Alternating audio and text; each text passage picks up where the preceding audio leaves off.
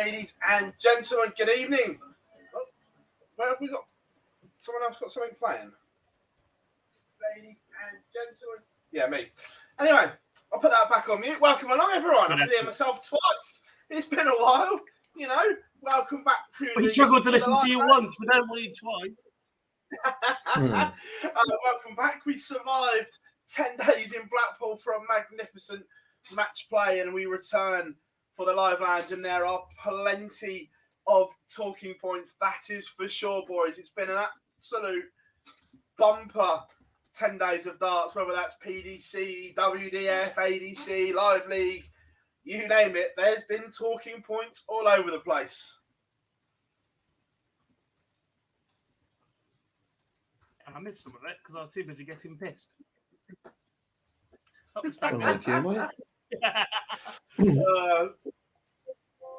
Welcome along to the chat room as well. Everyone was in nice and early. Tommy Holly is in. Adrian, how are you doing? Owen James, welcome along. Andrew Daniel, how are we doing? Kieran is in. Liam, evening, my friend. Matthew is in. Graham, Darcy, Sam, Philip is in. Said good evening from Mallorca. Nice, lively touch. How are we doing, Craig? Hope you enjoyed the match play. Alex, good evening. Of course, Jim McEwen's in. Congratulations as well, mate. Champion of champions. Played some absolutely super stuff. Welcome along, Jim boy. So yeah, look, it's all good. Boy, so you're getting a slap. Why, mate? What's up? Have I missed something? Seen your comment in the chat room, you ass. Yeah, someone's not in next week. That's why, isn't he? Is he, man? Someone that a Monday wedding. Ridiculous. Who on earth gets married on a bloody Monday? I might have to find your clip from a few months back when you're slagging people off who got married on a Monday, mate. To be fair, I'll say it to my mate's face. He's an absolute idiot. I get why they're doing it, but get married on a proper day. Philip, yes, we will talk about the Betfred extension. My Twitter was a little bit fiery yesterday. It was all good. But yes, we will. You bought that one on yourself. You don't think I knew exactly what I was doing? Boise was sat next to me when I did it. Me and Jar had a bit of fun last night. We somehow managed to reignite the what's a major conversation. LP Metal Detector, very good to see you. I saw you jump in on one of my threads as well, defending Fallon Sherritt last night from some absolute morons. Yeah, good to see you at the Winter God Gardens knows as well. Twitter is an absolute cesspit, but it's fantastic. I love it. Yeah, look, we'll come on to that later on, no doubt. But the Winter Gardens, it was hot for the first few days, that is for sure. But just what an unbelievable tournament. What you say there, Gob, about igniting the what's a major? Is it too early to drop in the Triple Crown debate then? Do you want to slap? So, what we're going to do? No, I'd expect nothing less from you because, unfortunately, and I was going to save this a little later, I don't think Sky were that great this week. So you pushing their agenda fits you perfectly because you're not that great. To be fair, there were holes in it. There were holes in their coverage. We won't hide that fact. We'll come on to it, but the Triple Crown does exist. No, there was holes in Phil. There was holes in their coverage. If we followed it, we wouldn't have started this show till about 10 o'clock. That's part of the problem. Fitting within the rest of the reign of the week. Let's start really late. Whereas next week, we're actually starting at 2 a.m. just because, I don't know, suits a different audience. No! So, what we're going to do tonight, we're not going to go through every result in a match play because it'll just take too long. What we're going to do for the first couple of rounds, we are going to pick a tie of the round each. Then from the quarterfinals onwards, we'll go through it. Then we've got some best clips of the week to play because let's be fair, boys, there were plenty and plenty of talking points for us to dive into on and off the hockey. One thing that was clear before we even talk about a game, that there are a lot of bored players in the build-up to the match play because they seem to be listening and reading pretty much everything that was said in the build-up to the match play. Couldn't believe it. Could not believe it. After 3 nights, we've got people going, well, I didn't even know I was playing. Come on now. I was written off by these. Why is he favourite? I love that players went and took that stance because it gave us talking points early on in the week. But I don't think, especially from our side, not that I'm trying to justify what we do and the opinions that we have. That speaks for itself. That's a bit arrogant. But I don't think at any point we wrote players off here. We never said, oh, no, this player's absolute gash. It was more we bigged up players that had carried so much form in the last couple of months.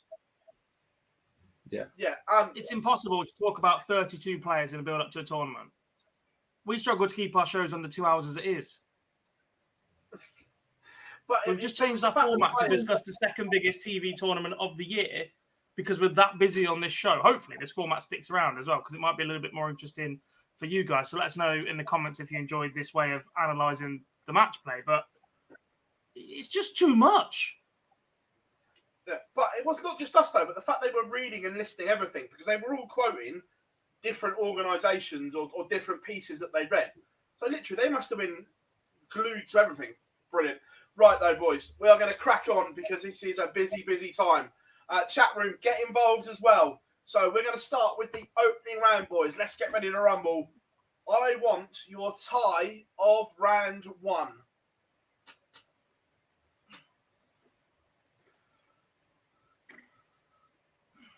Dob, you can go first. I'll the first on round 2. So I'm still looking for them all of them.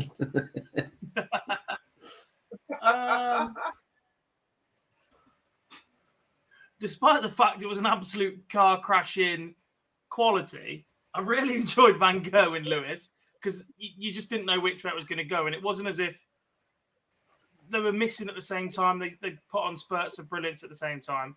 But the one that I really have to pick, it just speaks for itself, was Dirk van Dijvenbode against Ryan Searle. What a fantastic game of darts that was. Dirk with a big comeback. Searle looked like he was absolutely set. Both players over the 100 mark. They just got on with it. And that's the sort of game I absolutely love to see. And you couldn't fault that as a contest. There were key moments that swung the match in either direction. It just had you on the edge of your seat constantly. I don't think anybody knew which way it was going, even when the players got match darts, just because of the way the match had gone and how much tension was there and the way they both played. You still weren't convinced that it was going to go. For me, Dirk van Dijvenbode against Ryan Searle, superb contest. You boys see? See, the sort of the story of first round was all around the comebacks, and there was just so many in there from Noppy's comeback from Dolan, Dolan was outstanding for 10 leads, and then Noppy was stuck with him then and was able to run away. But for me, it has to be the Rob Cross comeback against Chris Dobie. Yeah, Chris Dobie's standard dropped from where it was, but to come back from 8-2 behind in a first to 10, was then I was starting to believe that it could be Rob Cross's year. Yeah, I tipped him to do so. But at that point, to come back from 8-2 down, even if someone isn't playing that well, there's pressure on every single lead. And to that back level and to keep Dobie away from that 9th lead was just top quality from Rob Cross on Monday night. I think that one was. So the story of round 1 was comebacks for me. And I think Rob Cross was the biggest of those, so deserves probably the mention. Yeah, no, look, I agree. I'm looking at a couple from round 1, the same as you boys, weighing it all up. I really enjoyed Michael Smith's bottle and character to come back against Andrew Gilding. I thought Bully Boy showed some absolute nuts. I really liked Dave Chisnell against Kim Hybrex. I thought that was a great match. Well. Thought that was just a really, really good game. However, Sky completely stitched Chizzy up with the promo because, one, they could have given him a towel because it looked like he had a river running off his head. And also, his face looked like he'd just been in a sparring session. Yeah, and then on the graphic, they said previous best winner. They got it completely wrong. But my favourite tie of round one was Gerwin Price against Martin Schindler. Again, I just thought it was an exceptional game of darts. And that's kind of set the tone for Gezi for me for the rest of the tournament because he was pushed to the limit. That Martin Schindler is going to go on and be an absolute fabulous player. There's no question about that. He already is, but I think he's the German hope for me right now. I forget Clements and all that. He's the one that I think will take Germany to the next level and give them that poster boy. Max Hopp's just about to fall off a cliff. Clements can't win. The only thing on that, Phil, is that he's sort of in that Matt Top situation now that we've seen Matt for a couple of years. He's got to make that step before we then will push away from him because Matt seemed to be there for a while and he was the poster boy but never made that step up. I think Schindler's in that sort of same position to do so. One game that we haven't mentioned, it does deserve a mention because so many of us tipped, or not tipped as much, but expected a good run from Johnny Clayton. For Robbie John Rodriguez to come in as the last seed at his place on, it was the last day or day before, and then to go and beat Johnny Clayton on the opening night deserves a mention as well. Yeah, no, I'm with you. Look, so many in there. Yeah, no, look, round one was just brilliant. Again, individual performances. Joe Cullen deserves a huge shout out. We know he was fired up, but he was absolutely sensational against Damon Heta. And before we move on, boys, are there now question marks around Damon Heta's TV form? Because on the floor at times, he's genuinely looked unplayable. But this TV performance is just now creeping in maybe once too often for me to say it was a one-off. Potentially, but I think what you have to look at is the number of TV tournaments that players like Heta qualify for compared to the amount of times you see him on a floor event or a Euro Tour is massively off. So the pressure is ridiculously stacked in it. I didn't jump in when you were speaking about Martin Schindler, but he's another player. Look, he's definitely got time on his hands, but he's another player that hasn't picked up those results that can kickstart you. Whereas Dimitri and Luke Humphreys have, and they've taken that next step. You look at players like Martin Schindler, Chris Dobie, another one who perform well on TV, but never seem to go that extra mile. Kim Hybrex 5-6 years ago, possibly even more than that now. The 2013 Grand Slam was 9 years ago. He's another player who looked for all the world and produced performances. He went into a Premier League with a running average of about 96, 97 and won one game in the entire campaign or something ridiculous.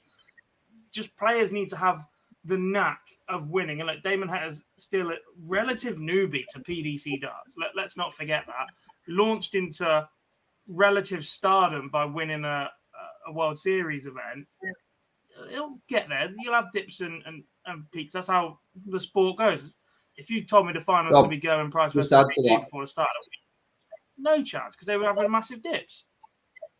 Just add to that as well. We mentioned Damon Heta very, very recently. Just won the World Cup, so I know it was short of format. I know he's got a partner with him as well, and it wasn't all around that. Can we not bring the World Cup into this because it's just not an individual tournament, is it?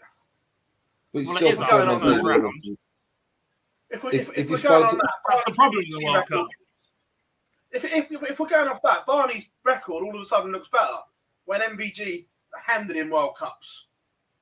If we're not going off that, if he doesn't win it, do you think Johnny Clayton has the run that he's had for the past 2 years if he doesn't have that first win, that first boost?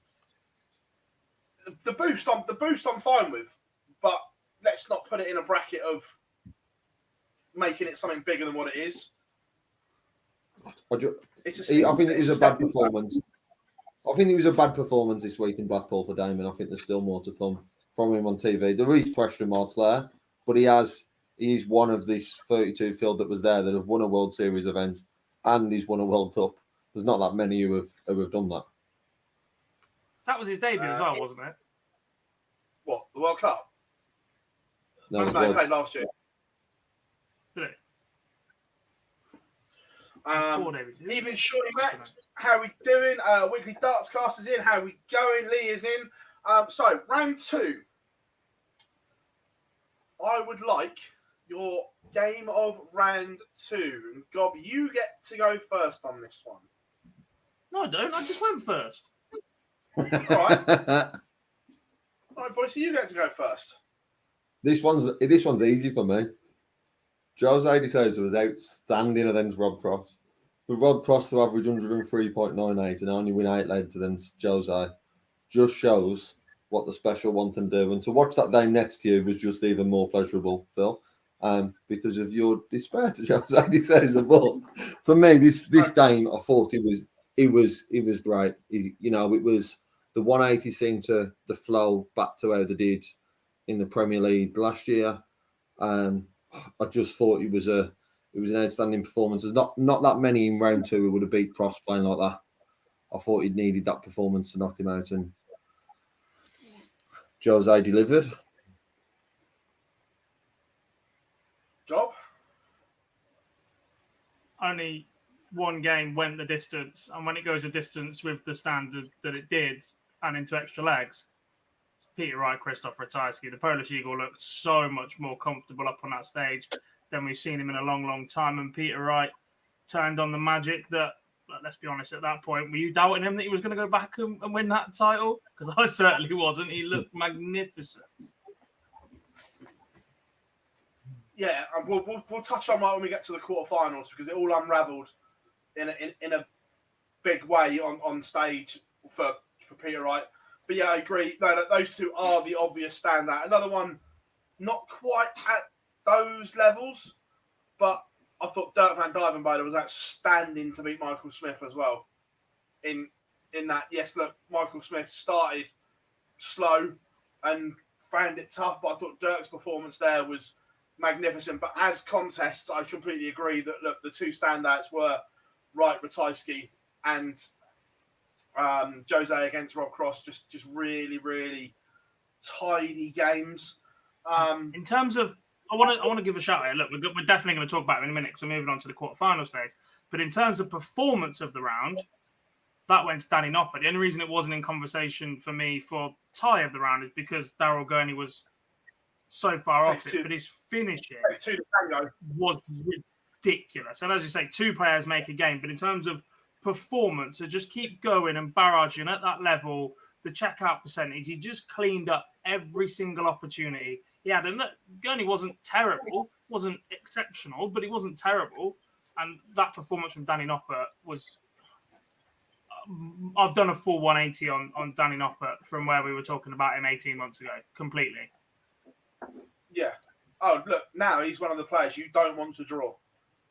Because he is just... Just to think how many times I've sat there on this show and said that he was the seed that I'd want to be taking on, or the non-seed that I'd fancy a crack at, didn't fancy it, etc. But he's just so consistent right now at a level that is above an awful lot of players' A games. And that makes him dangerous. Yeah. Completely. Liam, we've got some slides coming up, but not all, mate, because it was a bit of a rush tonight. We have got some coming up, and we've got some clips as well to play. There's plenty of talking points. But moving into the quarterfinals, boys, we can look at all 4 of these because we've got time. And we'll start at the top. This was interesting. This got billed as the Master versus the Apprentice, and blah. However, there were more questions after the game than what we had beforehand. 1, Dimmy's antics. 2, Peter Wright's constant dart changing through the game. And 3, a very frosty finish. I think 1 and 3 link into each other, by the way. The reaction from Dimmy, I think, triggers that frosty handshake. Obviously, disappointment from Peter as well. I don't think they're going to hate each other. I just think that's in the moment. Okay, you celebrated a bit too much for Peter's liking. Just lost a close one in an incredibly high quality contest. You're not going to be hugging each other and giving each other a kiss on the cheek, are you? That's just that. So I think that one can go in that category. Part of me feels a little bit, I don't know what the word is now, but I'm glad people are cottoning on to Dimmy's antics, because I think I was one of the first to call it out effectively back when he won the match play against Gary Anderson and the constant changing of pace. And look, it can be a fantastic weapon for Dimitri, because the fact that he can go in and play comfortably at a slow pace or at a rat-a-tat-tat pace just gives him the advantage to dictate pace against pretty much anybody in the field, unless it's somebody who's comfortable playing slow, at which case it doesn't make a difference. But when you've got a speedster or someone who's comfortable at a rhythm, it hands Dimmy a massive advantage, the fact that he can drop his pace down and still feel comfortable and play at a ridiculous level. I'm not sure we've ever really seen anybody else that can change their pace so significantly and not have an adverse effect on their performance. They just have in the past hoped it's had a small effect on their performance than it would on their opponent, for the sake of rambling. But the rest of it, the pointing to the head and the breathing, it doesn't make sense to me. It's not taken from any psychological teachings that I've ever come across. It just feels like he does it because he thinks that's what people want to see, and that he's a level-headed young player that can handle that and everything. But he's not. He's still effectively, well, he's similar age to me now, so he's 26, 27. He's still a child at heart in my eyes. He's still relatively new to this, and he should be enjoying it. He should be lapping up the fact that he went back-to-back finals in the match play and has earned ridiculous amounts of money at a sport that he's very, very talented at. And people would not begrudge him one little bit being excitable and whatever else. And the constant need to calm it down and say what you think people want to hear from you, I'm just not a fan of. Be yourself. Yeah. Peter Wright's dart changing though. That Stupid. We went from tapered. We started the tournament with the tapered ones that you played on the Pro Tour. Then we went to the elements, back to the tapered, back to the elements. And in the end, I think his head was fried, boys. See, everyone was saying in the press room, Ray Mardle was going nuts, wasn't he? Yeah, it's just he's going to change, and we criticise his change, but a lot of the times he does it, he's on a Pro Tour, he's on a World Series, and a lot of the focus for these players is aiming towards being ready for match play, Grand Prix, your big ranking events in your Premier League. The fact he's doing it in the middle of a game where he was 4-1 up, I think, and then was 5-5, and that 5-5 was where the first change was, if I remember right. But at 5-5, yeah, we lost that session 4-1, but he was playing some very, very good stuff. He was averaging 7 or 8 points more than Dimmy. Dimmy just got his way back into the game, but there was no need for Peter to change. No one at that stage was questioning Peter's performance. It was the fact that Dimmy just played well and got himself back into the early stages of a best of 31. The change, and once you've changed once and it hasn't worked, and you've only got 2 sets up with you, where do you go? That's the problem. It's the fact that you can change, it can work, and then happy days, in the sense I've made the change, it's worked, I've done well here. But it's the fact of, I don't know, in a football one, using your last sub, you can't do anything else. All you can do then is a sort of an old school roll on, roll off, and bring on the last person who initially you told weren't very good. That's why you brought him off. So it just makes, there's for me, there's no logic to it. That if you want to take, I don't know, other darts up, but they're so different, you sort of question yourself already. But you don't talk about Dimmy there. It was 4-1 up, wasn't it? It was 4-1 up, then 5 apiece when he changed. He changed after the break. Yeah, that was the first change. He played badly in that second session, though. No, Dimmy just played well. Dimitri raised his level, and that's the thing. Well. Peter Wright, it almost looks like he can't comprehend his opponent playing well. And at that point, it must be an issue with the darts. But if you're 6% off on your double percentage, you can lose a session 4-1. Yeah. Just having a quick look. Oh, other than the last leg, Peter missed 4 darts at a double, and Dimmy then broke in. But prior to that, it was a 15 dart lead from Dimmy, 15 dart lead from Dimmy, and a 12 dart lead from Dimmy. So it wasn't if there was a last one he missed darts at a double, and he come over to the nines so and then from the side. 12, 15, and then a 9 to win those legs. Yeah. 15's in when you can really moan about. No, I just find that You're just putting yourself on the back foot straight away by having the option of changing. But we'll play the clip. Do you want the clip now, or do you want the clip? Yeah, we'll do the clip at the end. We'll do all the clips together. But with that defeat, opened the door for the change at the top of the rankings. We'll come on to that in a minute. But that defeat from Snakebite had everyone talking. The second game that evening was sensational. And this was the game that I think everyone stood up and took notice. There were question marks around Michael van Gerwen heading into this tournament. And it was big question marks because of the operation. Was he ready? We didn't know.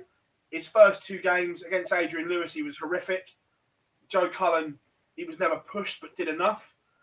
But in this game against Aspinall, what a game, boys. And when these two go at it, it is a joy to watch. And the way he won it with a 1-4-6 was sensational, Boise.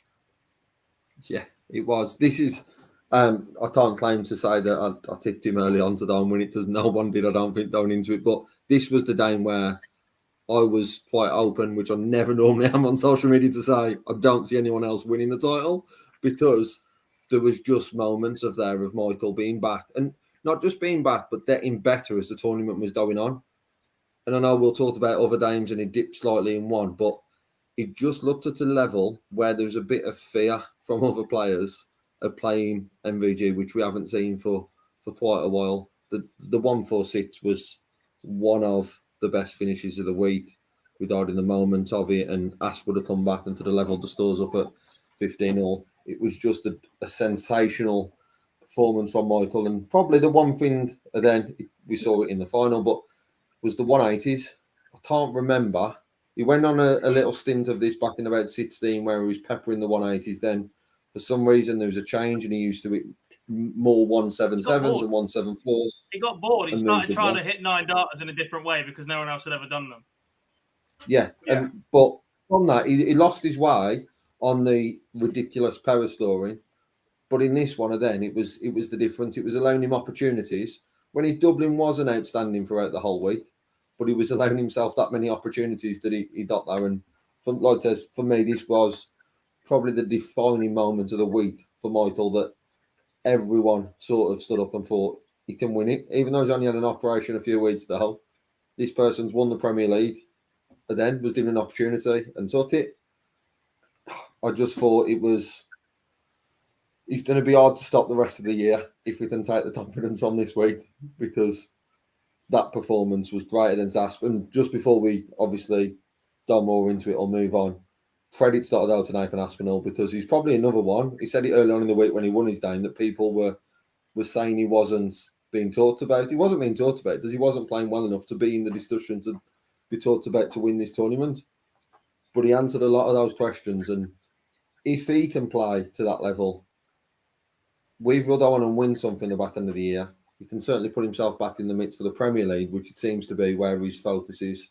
Don't worry, I've got a clip on that, but just for God. I'm just hoping, the one thing I'm just hoping with Nathan is his focus isn't too much on it, because we've seen what's happened with Luke Humphries plenty of times when all he does for 12 months is talk about one competition instead of focusing on the competitions that you're playing in.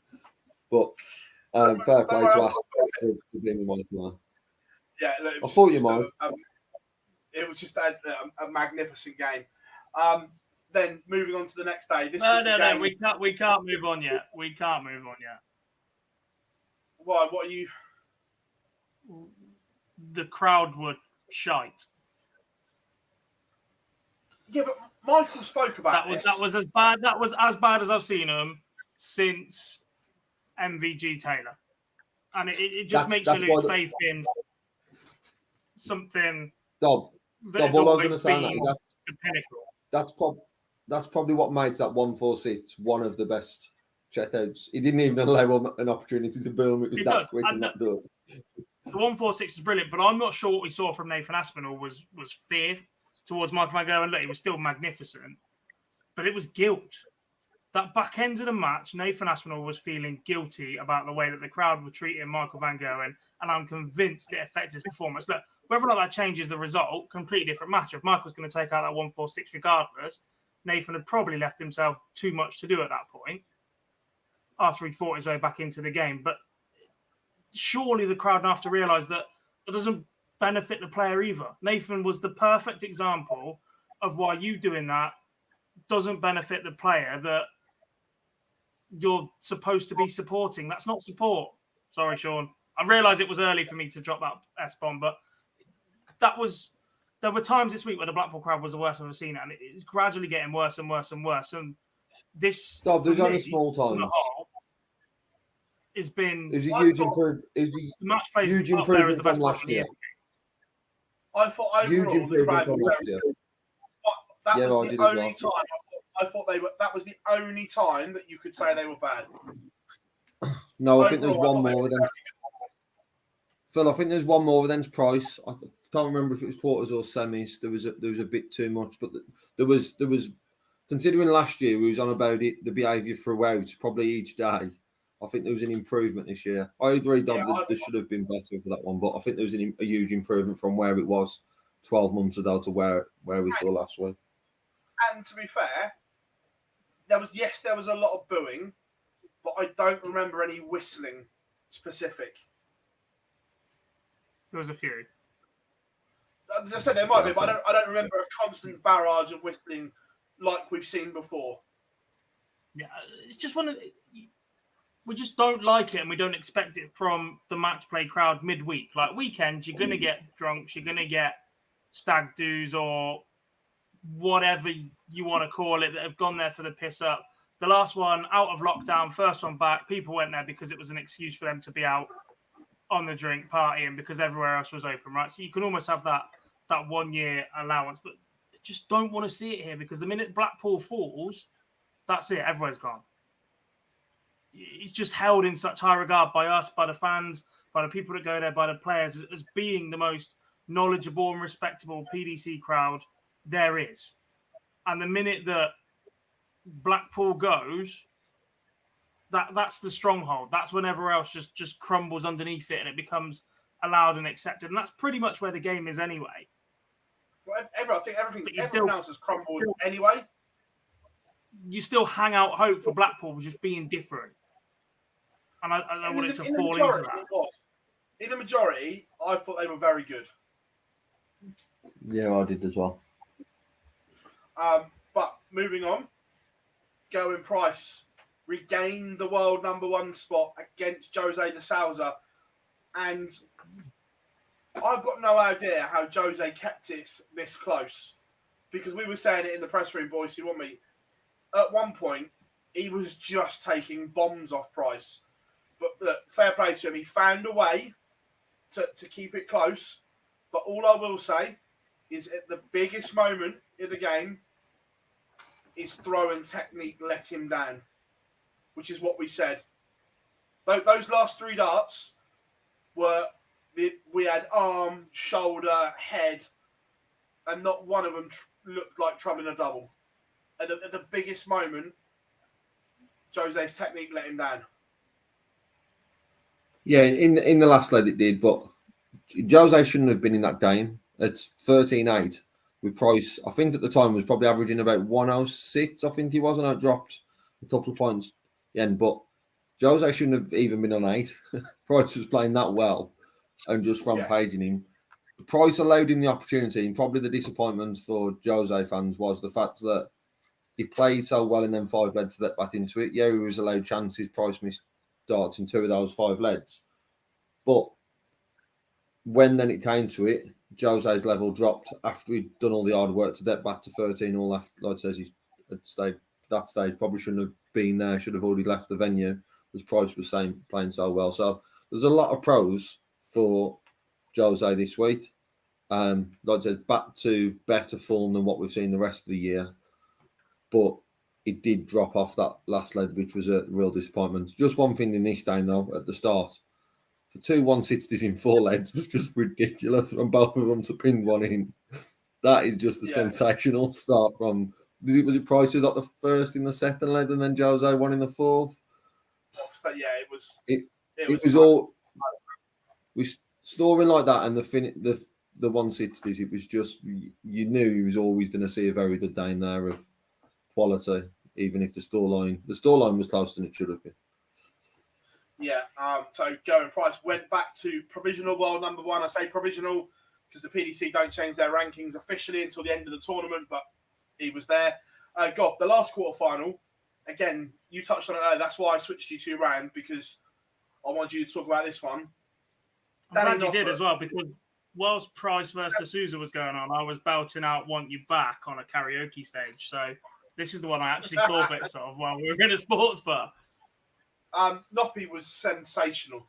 Absolutely sensational. Yeah, look, when I saw the score at the first break, I was fearful that this just would be an absolute no contest. Then you see Dirk start getting back into the game, and you thought, hang about, this is where perhaps we see that evolution of Dirk as well, because since that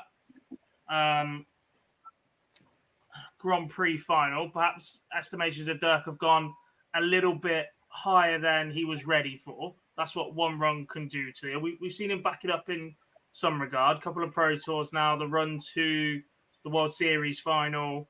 Was it final? Semi-final? That Dirk got to the World Series final in Amsterdam. Yeah. You're about that? Yeah, fine. I was there. And he started to back up a little bit more. And he just looked so confident. And the fact that he'd already pulled off a comeback once, it didn't look like an issue. And once he took the lead, I thought, hang about, Danny might have gone here. But like I said before, he's just so solid, so consistent. His clutch finishing is ridiculous. Even though he doesn't like double 10, because of his love at tops, it still bails him out of trouble an awful lot. The way his darts kick up the board. The best praise I can say about Danny is he doesn't seem to drag many darts low, which would be a real issue for a person with his darts hitting the board at the angle that they do. And when they do, he's solid enough on the 19s anyway, but he doesn't force himself to have to switch an awful lot, which just allows him to play such a nice game.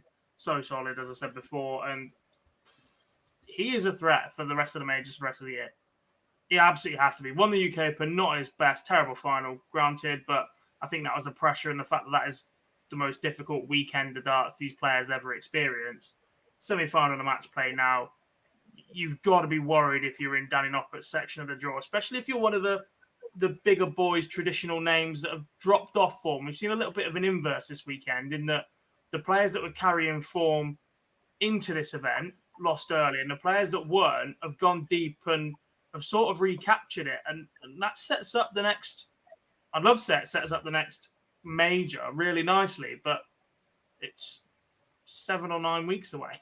It's October. But before we move on from the quarterfinals altogether, Boise was absolutely fuming with Sky's scheduling of day one as well. That last year's final was the first game on, weren't you, Boise? No logic. Absolutely no logic. I can't have last year's finalist as the first game as opening a night. I don't care that it's Michael Van Doon and Nathan Aspinall. Last year's final should not be first game of the night. Should be prime time slot. Especially when you've pushed it back. Yes, Dom. So your central European audience are already watching. They're already watching our behind us. So our 8 p.m. start became a 9 p.m. start for them. They were watching Michael van Gerwen at midnight. Do not tell me the Dutch numbers and the rest of Europe did not struggle at the back end of these nights, especially because Michael van Gerwen and Aspinall was second on. Tell me who Sky thinks top dog without telling me they're top dog. We'll go first. Sky are idiots. Sky are idiots. They proved it this week. I don't care how long they've been doing this. They should know better by now. You know, MvG is ever just don't going to play first. You say never ever. You say never ever. That might change. You never know. No one ever thought Darry Anderson would be on a Sunday afternoon. Let's be honest. Oh, that after the changed. conversation, I could see that. That changed about a year ago. Believe me. Yeah, but if I'd have asked you that 4 or 5, if I'd have asked you that 4 or 5 years ago, you'd say, but right now, MvG is never going first. Moving on to stupid, incredibly moving stupid. on to the semi-finals. You're not talking; they're just stupid. Stupid. You keep laughing because they're stupid. Stupid. According to them, Michael van Gerwen and Gerwyn Price have never met in a TV final before. Stupid. So stupid. If only I could repeat. Hey, Boise. Mate, look, I know because you've told me, and I'm not going to blurt out and say what's said, but it's just stupid. If Sky were new to darts, I'd completely understand the buzz around saying, oh, this is the first time they've met in a Sky final, and the same with the women's match play, etc. Sky have been doing this for over 30 years. We're not idiots. We're not stupid. It's not a big event to you. It can't be a big event to you. Grow up. Acknowledge the rest of the sport exists. Because look, let's be honest, rights and deals are up very soon. And if you're not going to talk about the other half of the PDC product, they're going to sack you off. So, the one thing I would say, to add to it though, is the players are now then involved and saying we haven't met in a Sky final or we haven't met on. I heard that twice. The players encouraging it is stupid.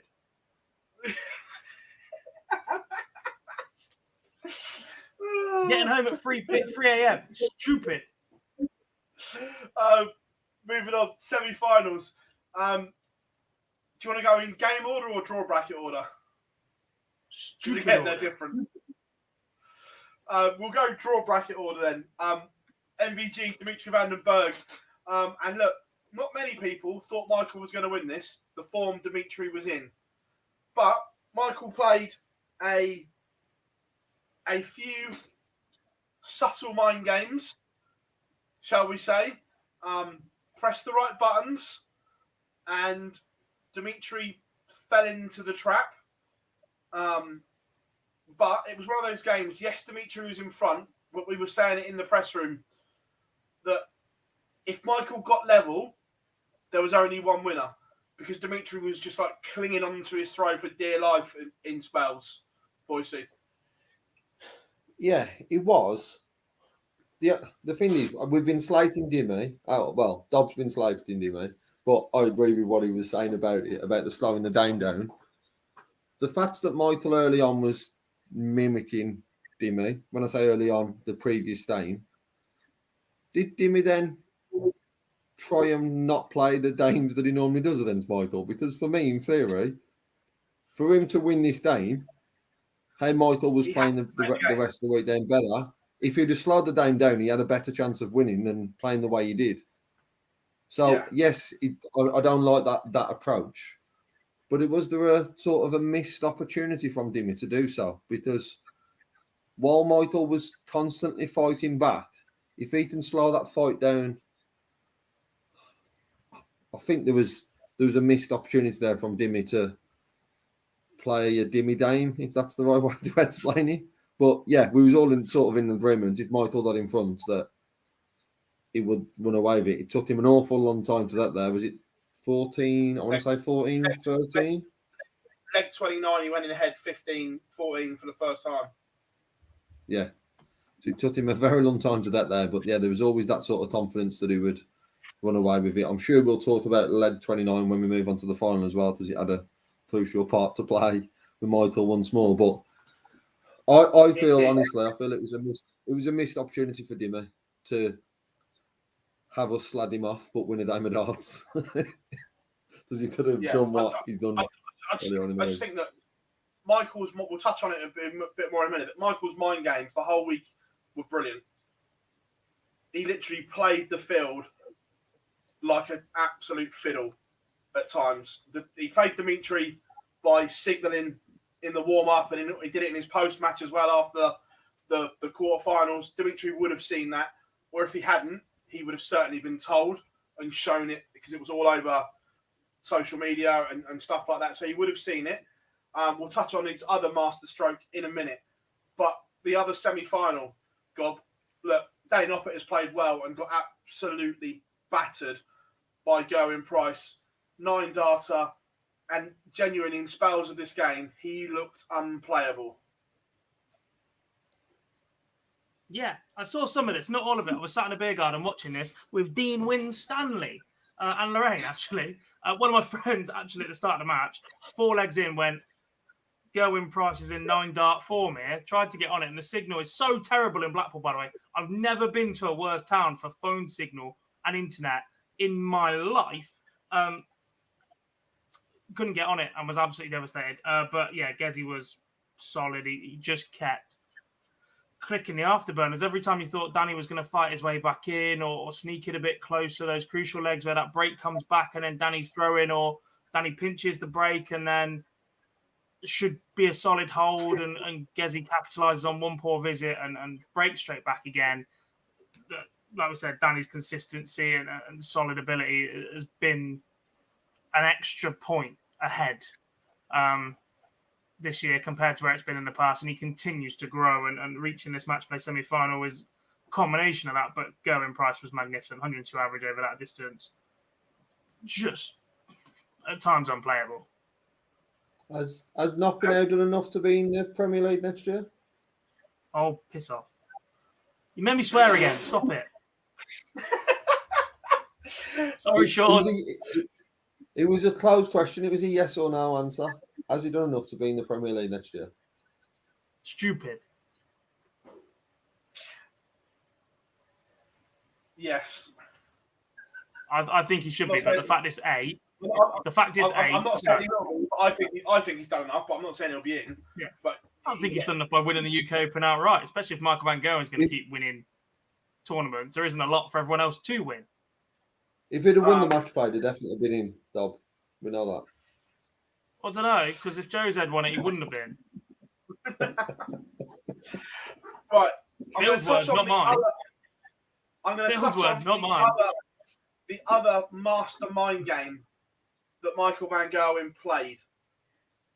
Gezi obviously went first in his post-match and said whoever he plays in the final, he'd be favourite, which you kind of get from Gezi. He's just played really well, full of confidence, back to world number one. But then MvG said something so un-MvG-like, and I think Price took the bait. Because I've never, ever heard Michael Van Gerwen say someone else's favourite in a game. Ever. Lovely to hear him being honest for once. Oh, do you honestly think he believed those words?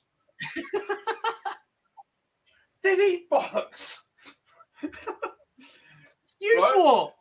Sean, tell him up. Sean, get him. Get him. Sean, get him. Get him. When those words come out of his mouth, he did not believe one word of them. However, Why? he could have one arm and he'd still think he was the best.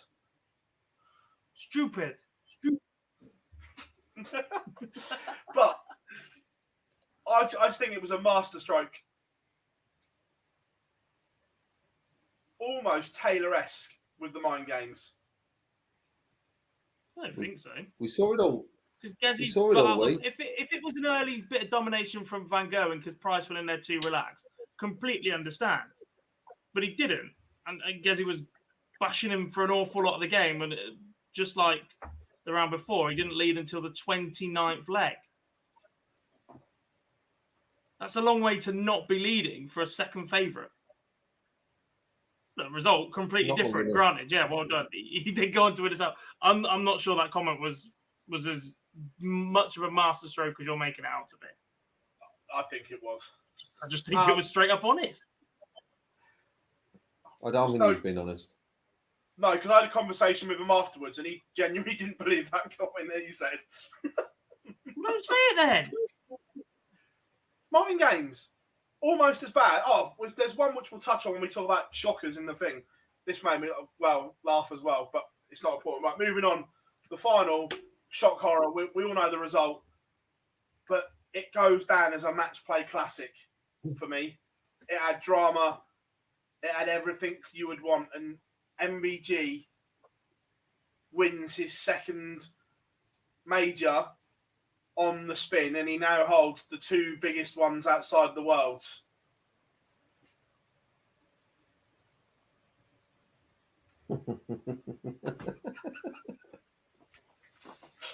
Stupid. You agree? Look, it was a great final. I absolutely love the first couple of days of this tournament, by the way. Absolutely loved it.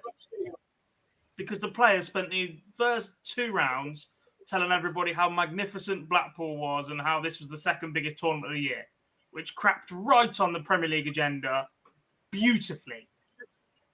And then they all started talking about it like Stupid idiot. Don't worry. I've got some clips that can put play to that. Don't worry. I can blow your agenda out the water. Dob, a lot of the conversations I heard, or a lot of the comments that I heard were meant around the match play was, and it is, for me, it is the second biggest, by the way, but a lot of them was, it's the second biggest ranking event of the year. A lot of people chucked in the word ranking event in their comments around it, how big it was. Whether people like it or not, the players now hold the Premier League higher than the match play. Whether people like that or not, they do. You can hear by the way they talk. Some of them would sell their soul to be in the Premier League. Some of them already have. Sell out. You're in the middle of the match play. It's 7 months away.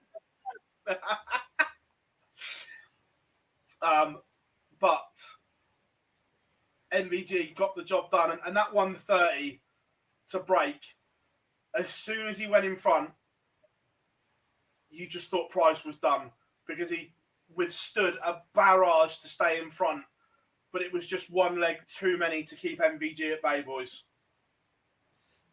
Yeah, and just on the back now, spinning back to the fans in the crowd. For me, from that stage, yes, there was all behind MvG, but there was all behind MvG, not all of them throwing Price. I was in the arena for the back end of the game, and for me, I thought there was outstanding in their support, and that's what for me it should be. It should be more a support instead of an entry opponent. That 130 changed it completely. Yes, you had the Welsh lads in there as well and your Price support, but once that 130 hit, how they were for MvG and the support for Michael was top notch. Early on, it could have been a one-sided final or a more one-sided final if Michael could take his chances. He missed 8 in the first 4 legs. He missed his 9th one on double 12 for a 9-darter and pulled it dreadfully, but cleaned it up for a 10. But even then, he just carried on missing. But it was just about him getting in front, and that he was going to be strong favourite if he did so, as we saw at the semi-final. But the 130 was a key moment in the final. How clean it was as well. Such a clean finish.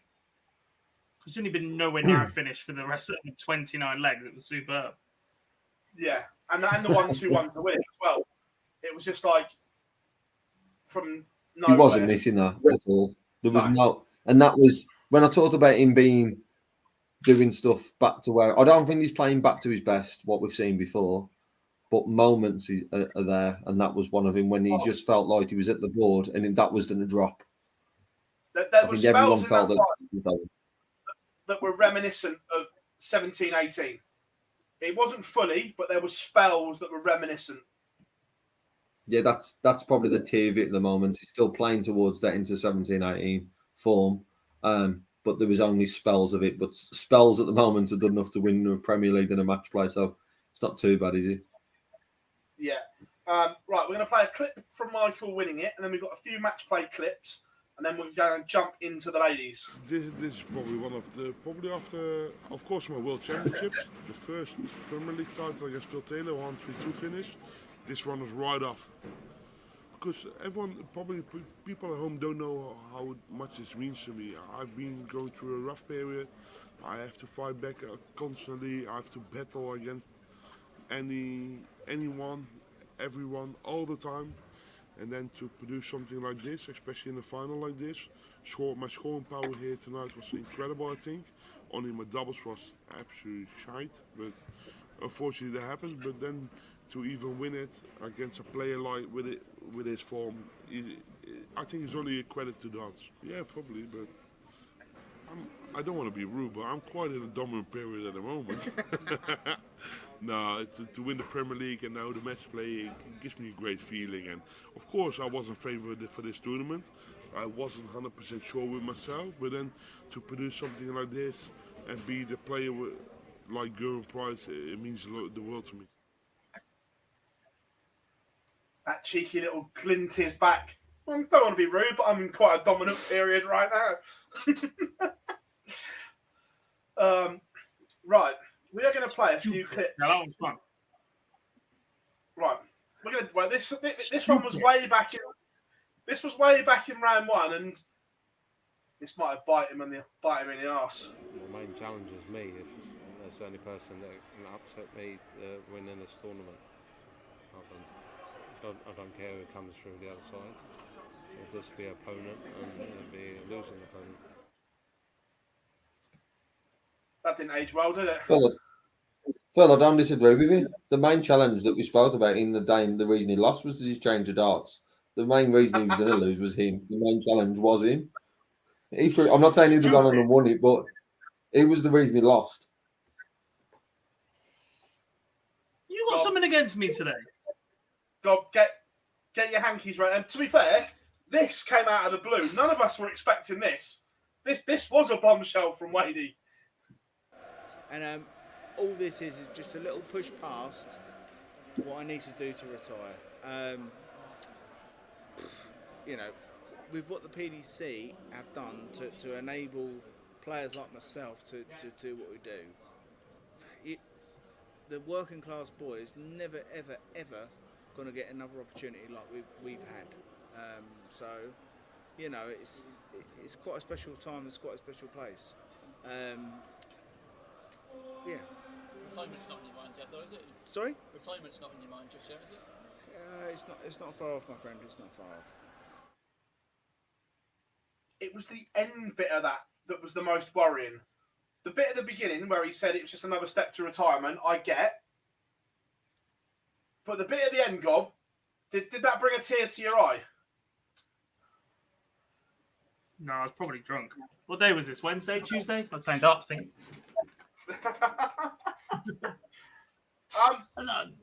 I think you could take what Wadey says sometimes with a large pinch of salt. I think sometimes we forget how young James is because he's been around so long, and the fact that him and Gezi are only about 6 months difference is quite staggering, really. But actually, we forget that because he's been in the game so long. And look, he's not a man who likes darts. He's never really liked darts. He's just very good at darts, and it earns him a good living. It's like me not liking my 9-to-5 job for James. That's what that is. And he's ready to walk away comfortable, happy, go and tinker with cars and spend time with a family that, given his mental health condition and his lifestyle in the past couple of years, there may have been a time when James didn't think that would happen. Yeah. It was interesting. So Wadey threatens to retire. I'd be sad if he walked away, but I wouldn't begrudge him. Yeah, I get that. And then Nathan Aspinall does this. And at this point, I dropped the clip in our WhatsApp chat before it went out, and I can't repeat what Gob said. Here we go. But yeah, I'm back in the top 16, and you know what my aim is. I want to get back in the Premier League next year, but it's down to me to prove my worth. And so far this week is going well. Yeah, definitely, because I think I belong in them. No one deserves, no one should have them. It's down to me to prove my worth to the board that you should put me in the Premier League. You should send me to the World Series, and rest assured over these next 6 months, I'm going to make it impossible for me not to go to Australia next year, because I don't know what to do. You enjoyed that one, Gob, didn't you? Yeah. I hate that that's where the PDC have pushed the sport. I absolutely despise it. The fact that at the second biggest ranked TV event of the year, the players are effectively begging for handouts to invite tournaments. They dominate the calendar way too much. Way too much. And they give them far too high standing for something that in the context of ranking and earning is a gift based on popularity contests. That's not sport. That's WWE crossed with a beauty pageant.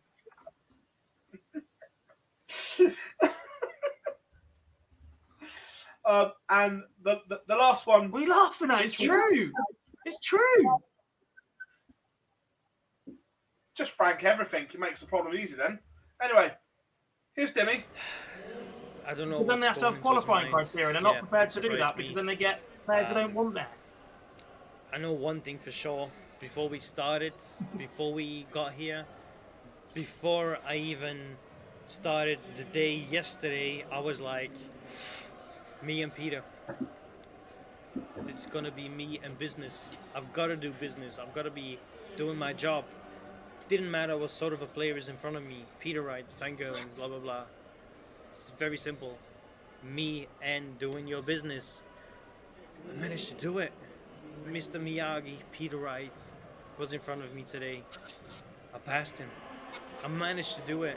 I've got no idea what's going into his mind. I really hope that before this tournament is in it, I'll get a message from him. I love that guy to bits. I've learned a lot, but yeah, I've got one day. Get ready. After today, I know who I'm playing. I'm gonna get ready for the next game after the tournament. We'll see. But right now, back to business. I still get that chance to go back to business. That's incredible. 3 semi-finals in a row at the Matchplay after my debut. Come on. No, I don't. I don't. The only message I can say is, Pete, Mr. Miyagi, whatever happened today, I'm so proud of this. It was hard work. I've done it. I hope you don't hate me, sir. I still love you. I've got a whole lot of respect to you. But winning this game, especially my reaction, shows how much of a respect I've got to you, sir. And now I just want to continue whatever I've just done, and I want to do better. Not only whatever I've done today, I want to do even better in the next game. Mr. Miyagi, if you got any lessons, any tips, whatever works for me, I'll take him on. I'll see you next time on the stage. And then gives him a cheeky wink. I think he's got a couple of tips for him. One, stop calling him Mr. Miyagi. And 2, I can gather guess what Peter I was thinking when he said I don't know what he was thinking. Shut up. So that is the men's Matchplay 2022. It delivered. The Betfred World Matchplay was sensational. But moving on to the women's event, gents, there was a lot of hype, a lot of excitement around the first Women's World Matchplay. Sunday afternoon, Lisa Ashton, Fallon Sherrick, Lorraine Winstanley, Eileen de Graaf, Laura Turner, Rhiannon Griffin, Katie Sheldon, and Chloe O'Brien competed. It was good, boys. Before we dissect it, it was decent. Yeah, it was very good. There was going to be a lot of nerves from all 8. So I think from a standard-wise, all 8 would probably say that they play better than what they're shown on that stage. In moments, the levels, but I think overall we've seen them on the Women's Series perform to a higher standard than what they did. And I think the majority of them would say that. But for still quality, it was still very high. There was moments of drama. There was some real good comeback fights. There was young talents that we've seen on TV for the first time. For me, it was a very, very good addition to the World Matchplay that we already have. To throw that in on a Sunday afternoon, I think it's a great addition, and I'm glad that they've announced that there'll be that to look forward to next year with the incentive of a place at the Grand Slam. Yep. We'll touch on the 4 quarterfinals. We won't go through them in depth, but first one, Lisa Ashton 4-0 over Chloe O'Brien, but that didn't tell the story. Chloe was in this game. You could see 18 at the Matchplay that there were nerves there. She missed some doubles early on, but Chloe can go on and be a real talent in the ladies' game. But Lisa got the job done, boys. Yeah, in terms of action, Chloe's is one of the more structurally sound in the women's game, I think. The extension's lovely. She brings it back to a decent position. She overleans a little bit. And if there is one criticism of her game yesterday, it's that she threw a little bit quick for me. I think that was down to nerves. You're playing in that venue, in front of that crowd for the first time on TV. It's completely different to PDC TV and a streaming board. I won't have anybody tell me they're the same thing. Against one of the greatest female players of all time. There's a lot of pressure on a 19-year-old shoulders, and I think sometimes there was just a tendency to get rid of the dart just a little bit quicker than she needed to. And I think that cost her a little bit. She dragged a few down. But yeah, a professional job done by Lisa Ashton. Steady enough. Yeah, Eileen de Graaf disposed of Laura Turner Boise. Look, let's be fair, Laura wasn't really in the game. Eileen just continued where she left off at the last women's series. Yeah, there was a couple of lads early on where Laura had chances, but Eileen's finishing was very good to begin with. We lost Dob. Eileen's finishing was a took the chances. Laura missed a few. Storing was bad in this one, and it just allowed Eileen those. The setup play from Laura wasn't great, and it allowed Eileen the finishing. And Eileen played very well throughout the day, and it started with this performance over Laura. Fallon Sherrick, Katie Sheldon. We all thought that if there was a banana skin, this was the one. Fallon should have been 2-0 up and cruising. Missed a host of doubles. Let Katie settle. And look, Katie is going to be a force in the ladies' game. There's no doubt about that, Gob. She is a very composed, cool customer for a young girl. Yeah, this was the one that I was concerned about for Fallon when we previewed the show, and I think Katie held herself really well up on that stage for someone who is so young, so raw. Again, a couple of moments where perhaps that first start was a little bit quick, dragging down into that big one, but held her composure, got back in at a 2-2. Probably should have been 3-2 up in all honesty, but the recovery from Fallon up on that stage, she was the most consistent throughout the entire day, and this is where that really started for her. And she did what she does. She wasn't the best on the double. I think Fallon will know that going into any future event, but neither was Michael Van Gerwen at times this weekend. Yeah. And then Lorraine Winstanley, Rhiannon Griffiths. This one swung one way, then the next. Lorraine should have been out of sight, mismatched starts, let Rhiannon get confidence, Boise, and we went all the way. Yeah, I'm not quite sure how Rhiannon got 3 lads in this one. It should have been plain sailing, easy sort of 4-0, 4-1 victory. But a lot of credit to Rhiannon because when she got those, her finishing was spot on. Lorraine was just scoring better than her early on and should have been away. But if 75% on the check, that says a lot about Rhiannon Griffiths. Because when them chances told me it was 2 out of 2 first two, and then I think missed one before taking the third leg.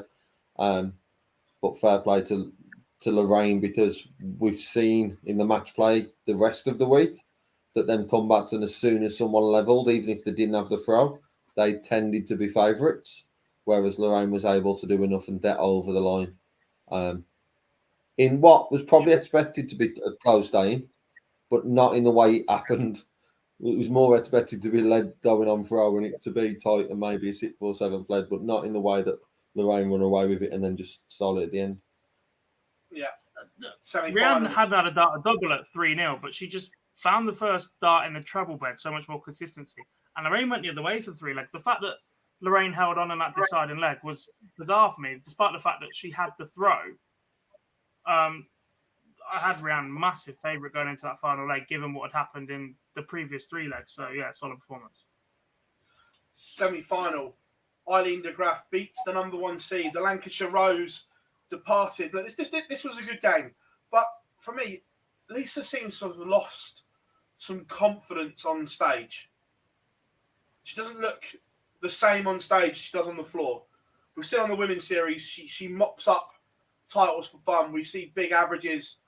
But that stage game just seems to have disappeared at the moment, Gob. Potentially. I think it's the fact that in the majority of her performances, she's relatively unpushed.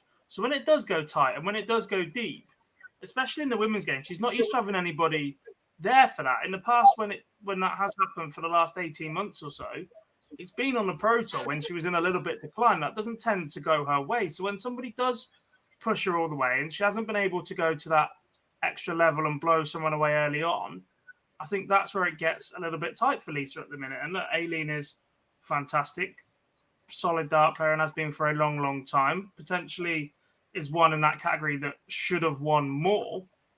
And she produced a quality performance to dethrone Lisa, especially up on that stage in a relatively favourable home crowd for Lisa. Look, she's not Blackpool, she's more Bolton, but it's still her county, her neck of the woods, if you like. Still relatively short travel times compared to the rest of the country, etc. To go up there and do that from Aileen, I thought was solid. Yeah. And then the other one, Fallon Sherrick at 4-0. Boise was averaging around 96. Look, she took her foot off the gas and gave Lorraine a little chance, missed a few doubles. But for the beginning of this was as good as we've seen Fallon Sherrick probably since the Grand Slam last year. Yeah, don't disagree. I think the nerves was with all 8 players. Yeah, Lisa we've seen probably and Fallon more than the others on TV. But the nerves was with all 8. It's the first one at the match play. Everyone talks about getting there each year, and we build it up as the race to the match play, a month, sometimes even longer away than that. So to have this as the first event, there was nerves there, and it seemed like that first aim was what Fallon needed to just get out of the way, and it was a difficult opponent. But with this one, it was coming up against Lorraine, who had been in a battle with Anne Griffiths fighting back against her, and Fallon just went into her own and didn't allow Lorraine into the game. The disappointment of this for Fallon was a doubles. By the end of the semi-final, she'd missed 27 darts. And yeah, that shows that a 96 average, that a story must have been pretty good for it to be around that mark. But there's just learnings that you need to take around that doubling, just that it wasn't to the level that we know she can achieve. But it was an outstanding performance. Average now doesn't show the level that she played in that semi-final. So the first Women's World Matchplay final was contested between Aileen de Graaf and Fallon Sherrick, and the Queen of the Palace is also now the maestro of the Matchplay. And also, she needs to get to the gym because that trophy was heavy. She almost dropped it. I don't think she was expecting it to be that heavy. Look, it was a final that she dominated, Gob. From 2-2, she just put the afterburners on, and Aileen didn't really have the answers. Yeah, look, when Fallon gets going, her A game is right up there, if not the best in the women's game. Lisa has probably been that little bit more consistent on the women's series over the last 18 months than Fallon. But when Fallon gets going, her top game is superb. And I'm not sure she produced it anywhere near as often here as she perhaps could have. But when she does hit those afterburners, the confidence, the finishing, she had that 1-4-2 at one point in the tournament that just never looked like it was going to be anywhere else. She's just so composed up on that stage, and the exposure that she's had to that stage in the past clearly helped her this weekend. And long may it continue. Yeah, look, it's just a great advocate for the game. Surprised they went and got a replica trophy, or not replica, but the same, because look, that's not cheap. That's solid silver. Look, it shows that they're taking the game seriously. They could have easily just given them a different version of it or whatever. But look, for a base point, this was really good. Yeah. There's still a lot of people on social media. There's a couple who have mentioned in the chat room about a final being first to 6 or it all being played in one session. For me, just people need to consider the fact that this is the first PDC women's event. It was at Blackpool, one of the most iconic venues. It sold fairly well. Yes, it wasn't a sellout, but it was the first event. It sold fairly well on a Sunday afternoon. It wasn't a prime time Saturday night slot. It wasn't known to be with the match place still on. There's an awful lot of positives. Yes, the women's name is probably at 10% with regards to how much the game can grow. It can grow massive. And Sunday was only the start of that from a PDC point of view in regards to televised events. So for me, I think overall it was a good tournament. It was well run. I thought that the players played well under the pressure that there was under. And to see Fallon come out on top, but also having a surprise finalist. I don't know if many people picked Aileen to be in the final, especially after her not being well the previous week. I think overall it was a very good tournament. I see a point on the trophy, Phill, but for me, think there should be something slightly different. For it to look exactly the same, there should be a difference of some sort. I'm not saying the value of it should be any different, but the look and feel of it. I like it. That was always one of the plus points about the Windmill World Masters, the fact that both trophies were exactly the same. So I'm a huge fan. I don't think Fallon's a huge fan because of the weight. I was going to say, almost ripped her arms off. That's why. Let's hear from Fallon. And, Robert, shout out to the Aldrich Pub in Blackpool. Let's hear from Fallon. That's Rob. That's my stag do. Bit of ass. That's where we spent most of the week. Because this one, I knew it was to get to the Grand Slam, and that's what I wanted to do, like, for definite. And I want to get to the Grand Slam, so I tried my hardest to try and win it. Just as soon as Lisa went out, I was like, okay, I have to win it. So, yeah. I think it's what it is. Yeah, I think it is, to be fair. I'm not being funny, like, it's because it's such a small number of women that can actually qualify for it.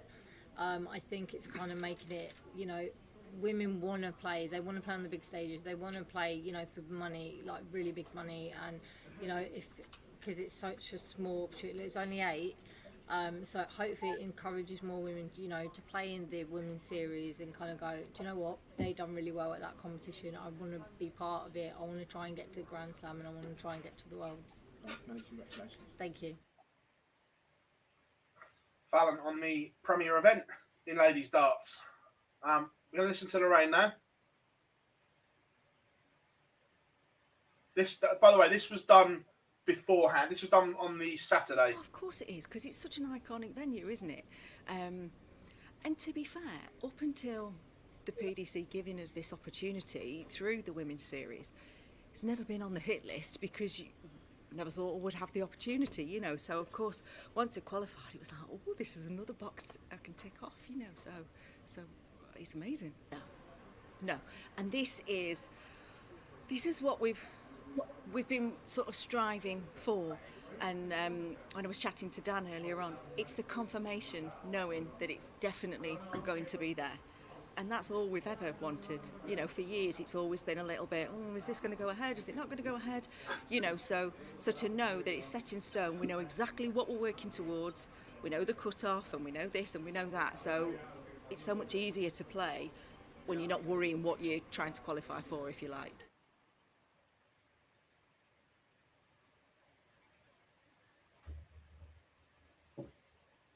I thought Lorraine spoke very well. Lorraine speaks very well all the time. Yeah, correct. When I was sat drinking with her, I told her that if her game ever gets as bad as her husband, she could go into punditry absolutely no issue. Oh yeah, no, it was. I bet that went down well with Dean. Dom? He laughed it off, to be fair. Although I do have a little bit of an exclusive. Demon Stanley told us he intends to go to Q School this year. Interesting. Lee, Anastasia hasn't retired. She'll be back playing soon.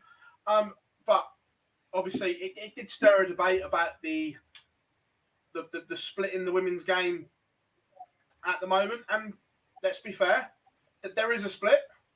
Let's not hide from the fact there is quite a split in the women's game right now, boys. There is. And then we've seen that with the WDF World Champion not participating so far as the first instance of that. We've seen players miss the last block, Trina Gulliver in particular, who was in the top 8 positions to go and play for her county side over a weekend, whether or not that will go wherever. And yeah, there is a big split at the minute. There's different organisations vying for the right to be the home of women's darts, which hopefully shows there is commercial interest of outside as well that can help the sport to grow the investment that it needs. But it's all just, look, splits are damaging. Splits have been damaging for 8-ball pool for the last 20, 30 years. I've seen that one firsthand, and seeing this continue again, it's just needs resolution. It's just power moves. It's like watching the Conservatives try and run for their next leader. Just fed up with it. Just want to see one person. But it's never going to be harmony. that there will never be harmony in the sport again. No. Not necessarily harmony, but there might be a point where a monopoly drives everyone else out. And that will be the PDC. But again, in my opinion, they have to become a more sporting organisation. I get that they're the Professional Darts Corporation. They're not a governing body. They're an events company or whatever else. But if they're to remain as the top dogs of this sport, then they need to become more sporting. It was interesting talking to all 8 beforehand, and I know everyone will say, yeah, but they're in that environment, so they're obviously gonna big it up. All of them said this is the future. The women's series, the way they're doing it, the expansion as well, which we'll talk on in a minute, is the way forward. Yeah, and I think that's back to the point I mentioned, Phill, of probably the Dame being at what, about 10% of where the potential can be. That's not the players or anything like that. I'm there now. I mean, actually the growth of the women's Dame with the PDC. There was always going to be that divide. There's always going to be other organisations, and there's always going to be players who potentially can put themselves in the mix for the PDC, but don't want to do it. We saw it, how many years with the question marks around Martin Adams, around BDO and PDC about someone coming over. There's always going to be people who, for whatever career choice, don't want to make that leap and jump over. But it'd be take a very, very strong argument for someone to say that the future of women's dart is away from PDC. And I haven't really heard much of that argument from anywhere else. Yes, there can be the amateur level of stuff from it, but not the future of the top end of the game is with the PDC. There was people biting on Twitter yesterday, interestingly. Little Richard far from happy with Tony Martin's comments, which was interesting. But the telling point for me is that everyone was saying about the Lakeside that the money was more, and agreed for a one-off tournament. But the fact that there is now a prize pool of £140,000 for the women for from now or for 2023, the expansion of it is huge. It's huge, but it's only a step in the right direction. There's still a long way for it to go. I.e., the area for me is we've seen a dud tournament yesterday afternoon, but from a TV perspective, if it's not for Fallon and potentially Lisa looking at the rankings, the other sits, if you are just following it on TV, you might not see them for another 12 months, which needs to be looked at. But like I say, it's a start of it. All right, but this is not me. Phill, this is me not. This is me not. Yeah, this is me not comparing them, but I'm saying for the women's game to grow, we need to be seeing them more. That's not me saying the PDC's better or worse than the WDF, because you know my view totally on who's better. But it's more around, we need to see them more, not just on women's series. There should be more events, even if it's a Grand Prix final to do a little tournament of there's only 4 in there initially, and it grows. It's just growing it. Who wouldn't like to see the women's match play having 16 players in a few years' time, and it being spread across a couple of afternoon sessions? I'm just saying it needs to grow still. It's a good start, but it still needs to grow a lot more. Yeah, Lendl, that argument stands up in one respect for a one-off tournament, granted, but the PDC have guaranteed the women £140,000 in prize money across a year. Yeah, they have, but at this point, they haven't received that, and that tour hasn't gone on. Before this tournament started, the premium event was the WDF World Championship. It holds more ranking money and a more significant title. Whether you personally believe in the WDF or not, we've had this debate numerous amount of times. You can sit there, shake your head, whatever. Up until this moment, until we get a repeat, until we get a second Women's World Match Play after a full tour, at this point, the WDF World Championship is still more significant. Now that we've had this one-off, not as a one-off, and it's not going to be a one-off anymore, because let's be honest, until they saw how successful or relatively successful a lot of this tour had been, this still intended to be a one-off, right? The fact that it sold pretty well and was watched pretty well certainly helped the announcement that there is going to be an extended tour and there is going to be another Women's World Match Play and more prize money into it, right? If those things hadn't taken off commercially, they wouldn't. They'd have dropped it. You know full well the PDC would, because we've literally just had the same discussion about them being a business and not a governing body. And if it's not making money, they're not going to chuck investment into it.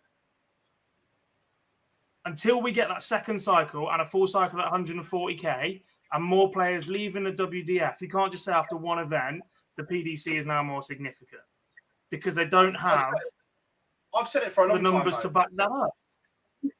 I've said it for a long time. Look, for me, and I don't hide. I won't hide behind this. I won't shy away from it. They're Lakeside champions. They're not world champions. In sport, In the men, again, I completely agree with you, and we've had that. But in the women, where they've had no other home at all, that is still the Ladies' World Championship. That is still where the majority, excluding Fallon Sherrick for the last 2 years, and Lisa Ashton when she had her tour card, every other female player in the sport that wanted or aspired to do anything in darts has gone via the WDF route to attempt to become world champion. That is changing, yes, but that has not significantly changed enough yet to say the PDC are the be-all and end-all in women's darts, because at the minute, they haven't taken enough of that women's market. There's still players far too loyal to it. It's like the early days PDC, BDO. Look, that will always be there. And like I say, Lendo, I won't call her a world champ.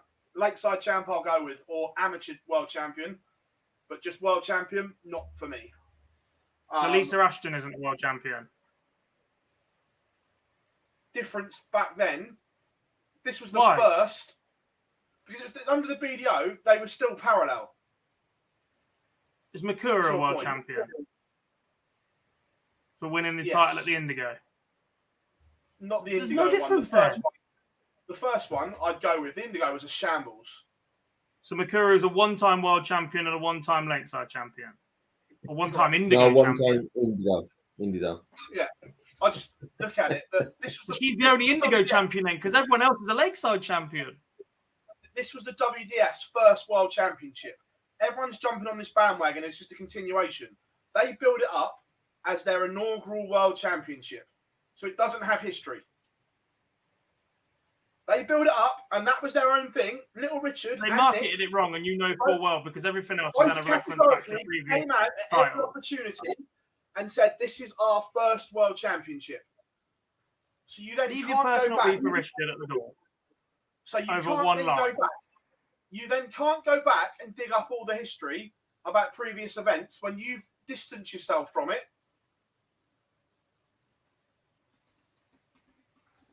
In terms of that one at the marketing, end they of have the no day- choice. The BDO is a And the tarnished one- name, but whether they like it or not, that side of the game, that history in terms of titles in that tournament, has always belonged to the WDF. The BDO ran it on their behalf. You can't ignore that. They had did. to. They absolutely had to try and sell tickets and distance themselves from the absolute shambles of the BDO for the last couple of years. They had to come out and just say that this was nothing to do with the last one, because nobody was touching it. Nobody still touched it. They didn't have a choice. And then they realised they didn't have enough content and they had to try and sell it somehow. Yes, the wording was poor, but you can't just keep using that one line to bash them over the head with it when the history of the women's game is there. The men's game, perhaps, since the split, since 2010, granted. After the way we were treated at Lakeside and the way I was spoken to, I will bash them until the bitter end. And I don't even. I'm not That's even the sorry. personal that- agenda. That's not darts. That's I don't not even darts. hold the- You're not talking darts. You're talking personal relationships, and that's different. That's not what we're here to do. It isn't, is it? What's that? That's relationships. That's not darts. Yeah, it is. It's all good. It's got the chat room on fire anyway. I personally didn't Lendl because I don't do the graphics. it's the same as that argument is the PDC called Barney a 5 times world champion, but only called Dozer and Bunting a Lakeside champion. The world bit's gone.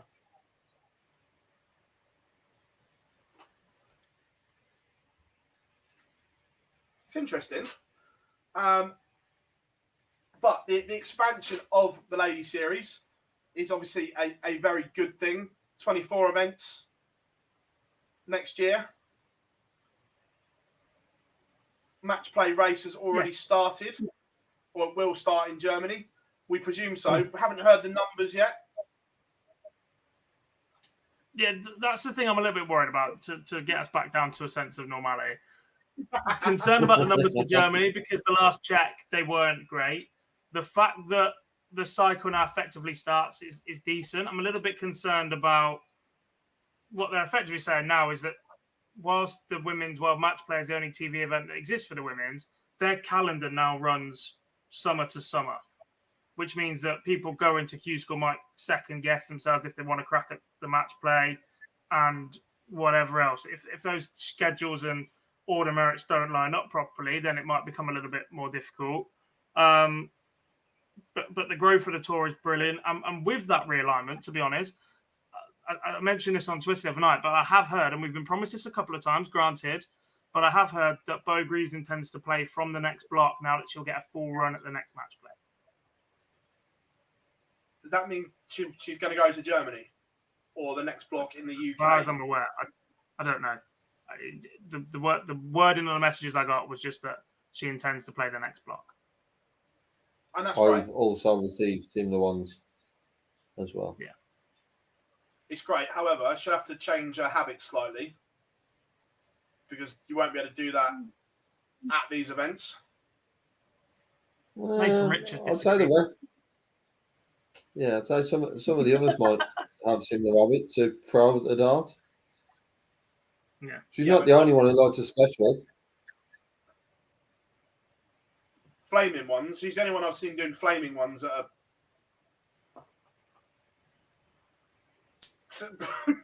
You can laugh, Boise. It's fine. Right. A couple of questions in the chat room.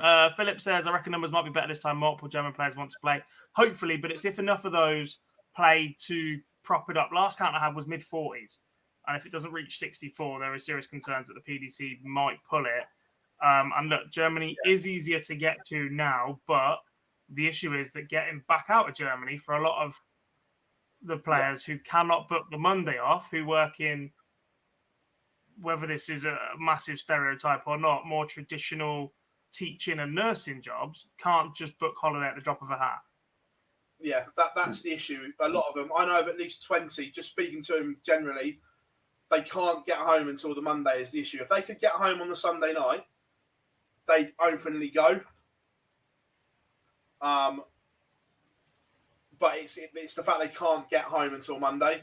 Like, didn't Corrine drop in commentary? She's not going. I was out in the arena, so I didn't hear it. I think someone said Corrine dropped in commentary. She's not going either. So look, it'll be interesting. Look, let's be fair. Fallon hopes he gets pulled because she can't play.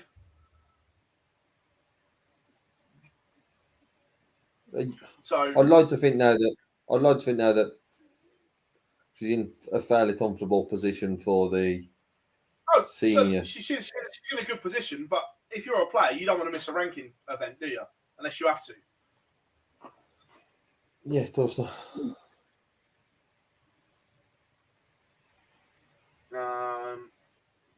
But yeah, no, look, it's good. As well, coming out of the weekend, it is going to be the Betfred World Matchplay for another 3 years. That got dropped was it between sessions? They dropped it. 6 o'clock on Sunday. It dropped. Yeah.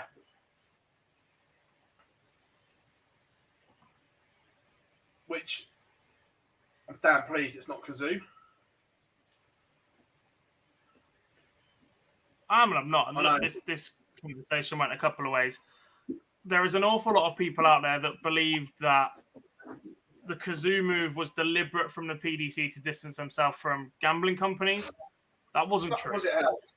Not true at Kazoo all. just stumped up a wheelbarrow load of cash compared to everybody else to get all over every single event that they could.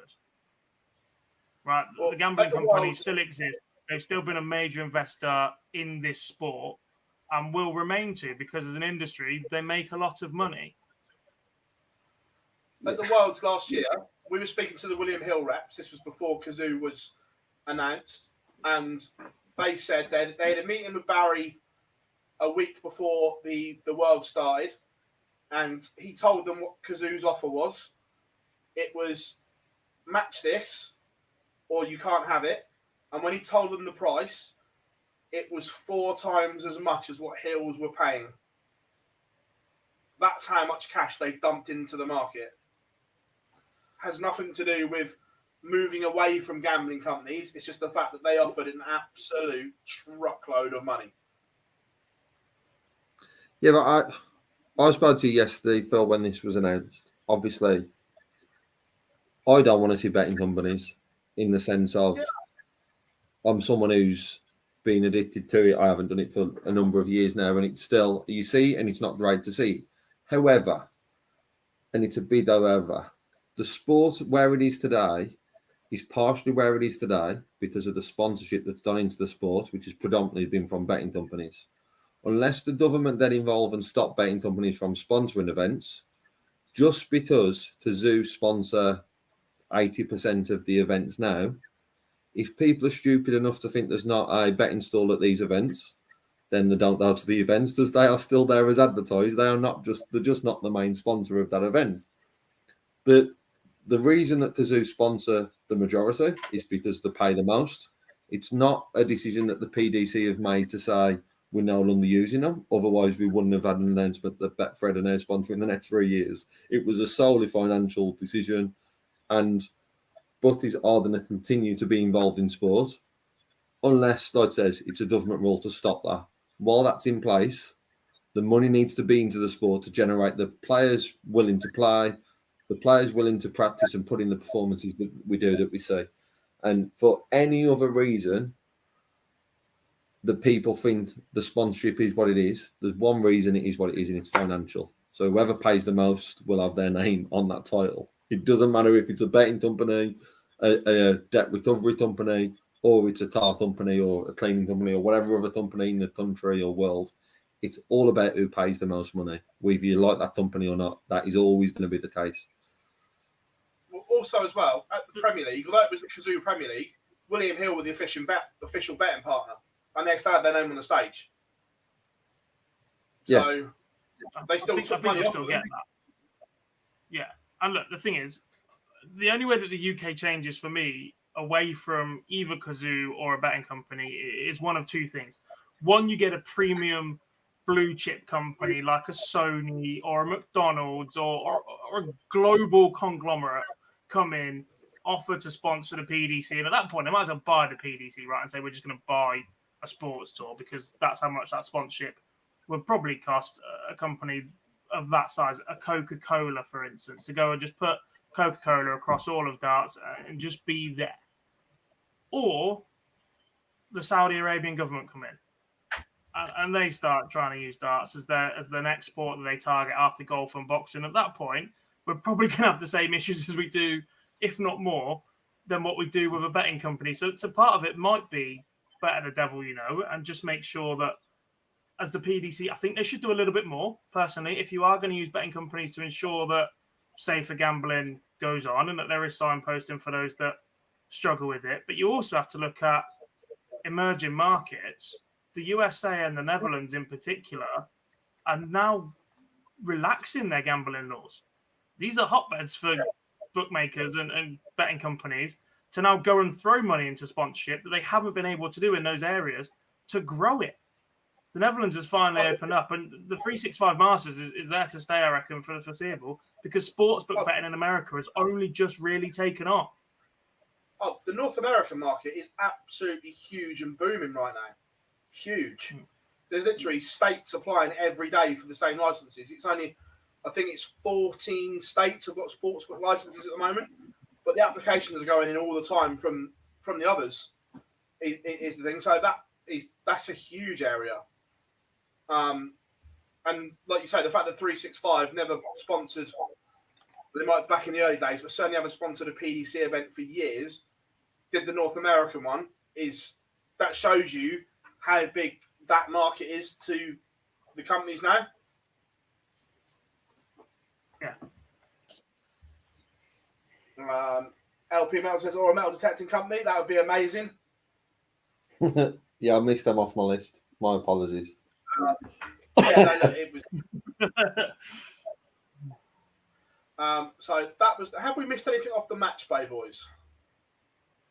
Sky was stupid. You've said that a lot. Yeah, the timing schedule. Yeah, I just felt like you needed saying at least one more time. Oh yeah, no, All the I'm- timing, no one got. All I'm going to add into Blackpool conversation for 9 days is darts players and nightclubs worth. That's all I'm saying. That's my one line. It worked. Oh yeah, but then, I went to don't worry, Potwell. it's going to happen again next year. Don't worry. I met Oh, Lee it'll in be back. Potwell. To be fair, I didn't touch a drop of alcohol the whole 10 days. That explains why you're so stupid tonight.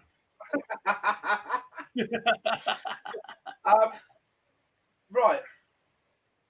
There was an email floating around at the weekend, Gob. Yeah. But look, we can't ignore it because it's.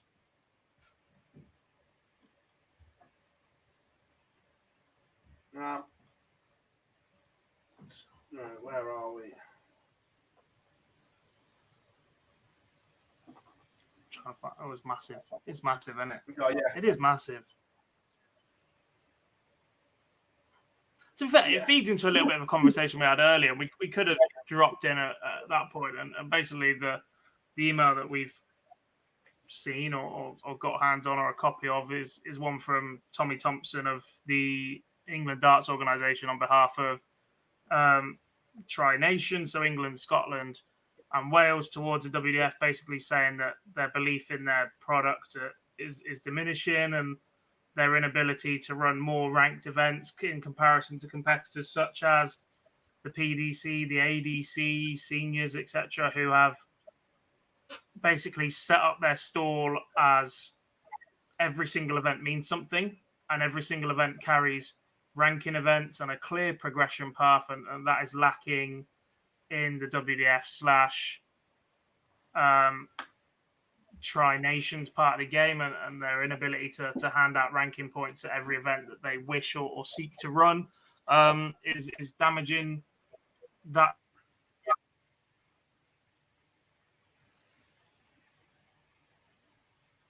Have we lost him? And Gob's gone. I'm guessing it's loud. Yes, I was on the J20 and the Cherry Pepsi Max. And the monster. Oh, there was plenty of Monster. But yeah, whilst Gob sorts in it now, this email was interesting as well, that he didn't hide who he CC'd in either. So it was obviously sent to all the powers that be at the WDF, Nick Rolls, Richard Ashdown, Bill Hatter, but then also, interestingly, Matt Porter, Dave Allen, Peter Manley. It was a weird list of people CC'd in, Gob. I thought it was quite bold to CC some of them in to then slag off their intentions with the women's game and the product. Yeah. It was a bold move, yeah. Very bold. Yeah. And to be fair, he does reference the golf factor at the moment, that obviously when you spoke about a minute ago, that I can't help but think this email was sent for two reasons. One, self-importance. But also, two, that reading it, it's a long read, but there genuinely are some very good points he's made in there as well. There are good concerns in there, and I think they've been long standing for the game for a while. The issue I've got is, one, it didn't really offer any solutions. It was more of just a moan. And two, Yeah. I still have an issue with taking direction or opinion from a man who was involved in the BDO at the start of its decline, who has attempted to remain at the top level in decision making and boards and be voted in, and when not, become effectively leader of the opposition and just try and pick holes and stuff at time, as and when he can. I've never met the man. This is all partly opinions that I formed from various forums and debates and reading the history of the game and the sport and taking on opinions from various people at that level of the game or that know that side of the game a lot better than I do. And I just don't get it. I don't really get why Tri Nations exists at the minute. They were set up as a group that wanted to be those that ran the BDO, effectively took over from them with the running of the county game, etc.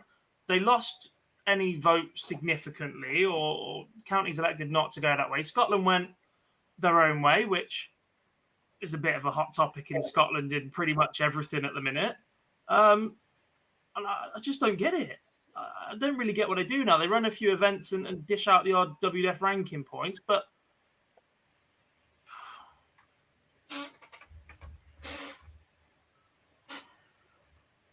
I suppose they've got the international teams as well, but I guess that gets a bit blurry between Tri Nations having three of them, and then your individual England Darts Organisation, Scotland Darts Organisation, and Welsh Darts Organisation as well. They're either a joint organisation and venture or they're not. And to have people on them individually and then as a whole group, I think is a bit of a conflict of interest as well. It's all a bit messy and all a bit politics. I don't really like politics.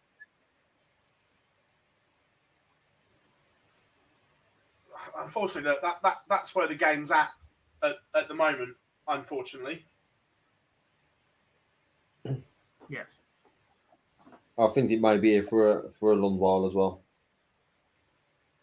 Yeah, I agree. And look at, especially with the emergence of the ADC, that when the mad concept happened, there was still a lot of good things, but they tried to run a marathon before they could walk. They've gone back to the drawing board, stripped it back, rebranded it, whatever you want to call it. But for amateur players in the UK at the moment, that this is going to get spread out, no doubt, as it says in this email. He brings this up as well. But right now, for the amateur player in the UK, the ADC looks a very, very good option. Yeah, it looks like a good option, but there's plenty of options for the amateur with the live lead, with WDF. There's plenty of field, and it's just making the decisions of what's right for these players, because there's not huge figures in these organisations in regards to the amount you play to the amount you can win. Obviously, I don't know, use Jim for an example, who won £6,000 the weekend. Next to then the live lead, he's got to then be back in a few weeks' time. So it's looking at managing what's right for you. From a player based in the UK right now, the amateur game is probably the best, because you can go and enter ADC, WDF, live lead if you're fortunate enough to be invited. There is opportunities out there, but there needs to be a leading figure in the amateur game. That's where we'll be in this sort of political sort of point at the moment of what the saying is right and wrong. And the email the email's just a rant. There's no solution in there. I've not seen any line that's sort of a solution for any of the arguments. And that's probably the disappointing thing. It's just like someone telling you off and not telling you what to the right. Well, to be fair, reading between the lines, he was more worried, or the way it comes across is they are more worried about the ADC than anything at the moment in terms of the amateur game in the UK. Because they reference the global director quite a lot, and I'm paraphrasing now, I haven't got that in front of me, but it was along the lines of they're just going to put their events on when they want and to hell with anyone else. I'm paraphrasing that, but it was along those lines, God, wasn't it? Yeah, because they can. They're not restricted by anyone else. They're just going to crack on. There's no real regard for are the calendar events, because the way each event and each organisation see it is that what they're doing is the best for their players, those that are on those tours, if you like. Tours are the way forward. Tours are the way forward. Dragging yourself to the arse end of nowhere for £100 knockout, whilst financially is okay for you, it doesn't get you anywhere. There's no direction to it. Yeah, Camber Sands has gone. I used to holiday at Camber Sands. Don't get me started on pontins, Sean. And to be fair, Wolfie said this at the seniors when he said about the WDF not being reactive and that they're stuck in a rut where all they want to do is the Scottish Open, the Romanian Open, the Belgium Open, where people have got to fork out a lot of money travelling for potentially nothing. Or even if you win it, it may just cover your travel costs.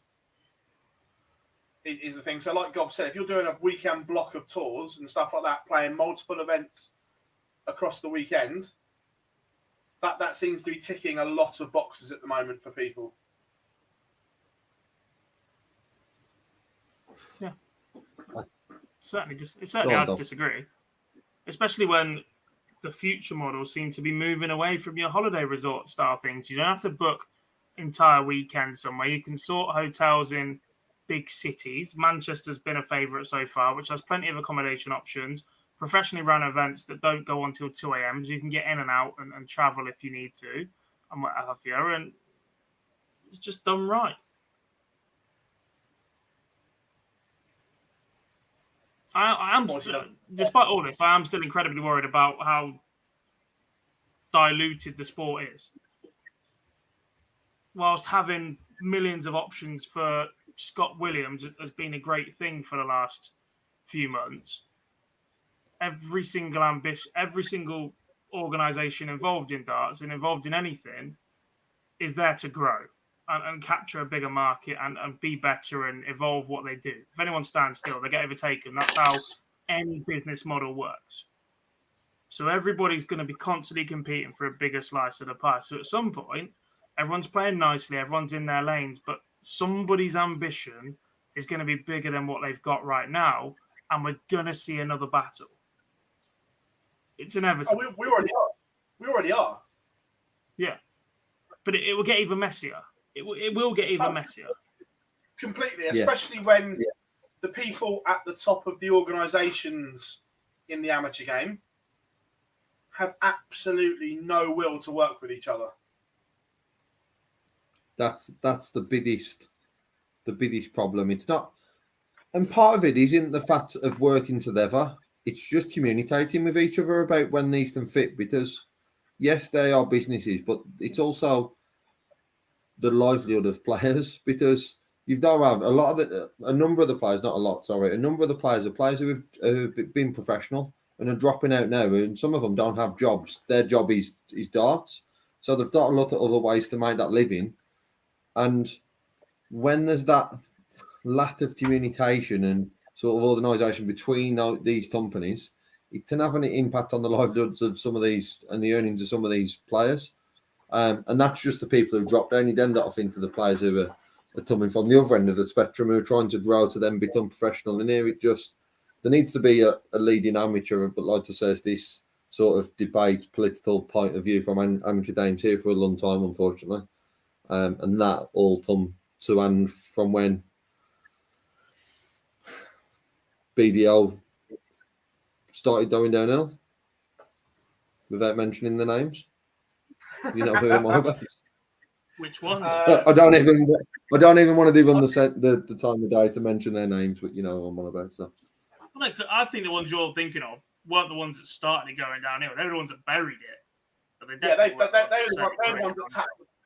were the ones that tapped the nails in the coffin, but the coffin was already being lowered before that. Yeah. Weekly Darts Cast, you are correct. There is a new premise being built at the moment. Not sure of a completion date, but yes, changes are ahoy. Speaking of the live league, Jim McEwen won Champions of Champions Week, 13 unbeaten at one point. He played amazingly Must well. have been sweating. Oh, Surely he was. Matt was sweating. Surely Matt was sweating when Jim was on 13 not out. He was sweating. Graham Usher went berserk at one point as well. That was ridiculous. 9 darts. Really Congratulations to him and to Henry for calling that in as well, actually. Oh, that aside, 1-6-7 finish. 2-0 behind them, them 14 plus shutouts is standout anyway. Add to that a 9 darter was in that mix and then a 1-6-7. It's like, but well, yeah, huge shout out to Henry and Charlie as well, who pulled in his first 9. Yeah, indeed. Right, we're going to fit some questions in. Whilst you get your questions in, boys, right? What else have we missed? Paul Lim, back-to-back wins. Very good from him. And I saw stats breakdowns or numbers of averages from over the weekend, and it was great to see that it was of a level higher than what we've seen from him recently. I've been a little bit disappointed with Paul in the seniors because I know what he's capable of, especially when you see him play World Cup with Harith. That performance level has been higher than what we've seen on the senior stage. But that certainly looked like he was back trending in the right direction. Yeah. Whether or not he's got enough events to be able to qualify for the Lakeside or the WDF World Championships in 2023, given how little there is in Asia at the minute and that they're still significantly behind the majority of the world with COVID. We've seen the PDC adapt their strategy for World Championship qualifying, etc.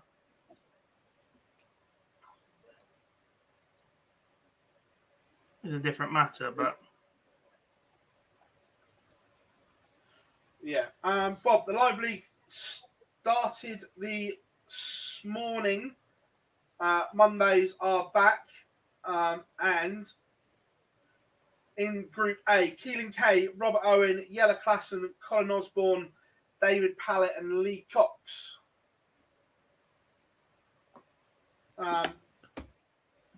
Keelan Kay played really well today, averaged 90 across the day. To be fair, go on, boys. Go on, Phil. Another one, mate. I was looking at questions. That was always happening. Paul Lim, we've tried to get him in the live league when he was over for the seniors. We couldn't make it happen, but the conversations are ongoing. So yeah. Also, as well, pencil it in. I don't know the exact dates, but someone in October, the 2 nights, both making a return to competitive action in the live league in the same group. Chris Mason will face Paul Nicholson.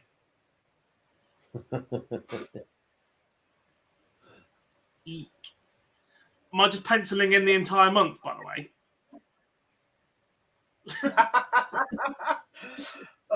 You can't open that conversation with pencil it in, but I don't know when. What do you mean? Just lay out the entire month? Yeah. And I think Webby's down to do comms on it, that one as well. So you'll have Webby commentating on Nico against Mace. Superb. We finished the poll, by the way, and 187 votes, 68%. Philip Douglas Taylor is the GOAT. End of. End of.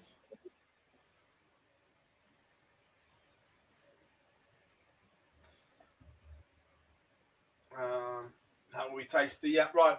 We're going to do 5 minutes of Fergie time. So, questions in. What? Yeah, one I'd seen earlier, and I did comment back to Jamie saying we'll come back to it if we had time. So I thought it was a very, very good question about Derwin Price. Does Derwin Price limit his own ceiling by being so reliant on tops and tens? And does he need a plan B? Because we see that's all he goes for. And let's be honest, a lot of the time on the 20s, he's ridiculous. And sometimes he's even better on the 10s.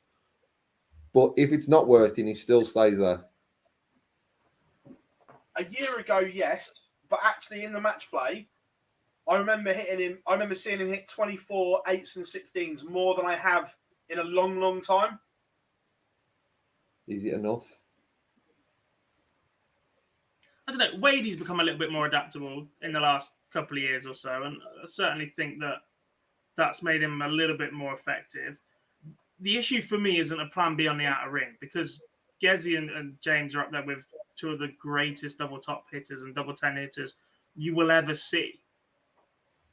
It's if they're doing everything in their power to leave those and the setup shot isn't there. If it's costing them a double because, for instance, from 61, they've tried to go treble 7 instead of being comfortable enough to go 25, 36 and have 2 darts at it.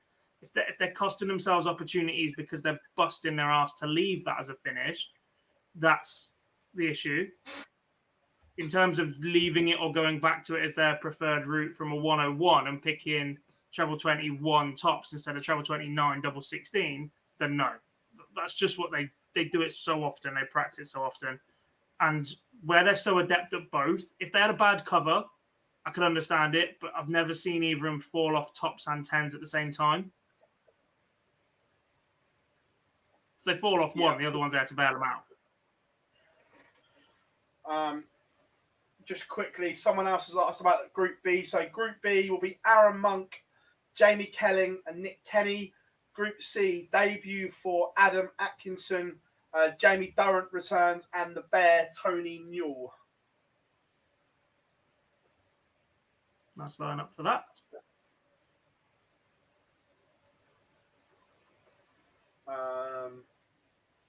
Philip says, do you think that there will ever be, or do you think there will be many changes to the field for the World Grand Prix compared to the match play? Let me just get darts rankings up and have a look. I've not even looked at darts rankings tonight. How ridiculous a show this has been.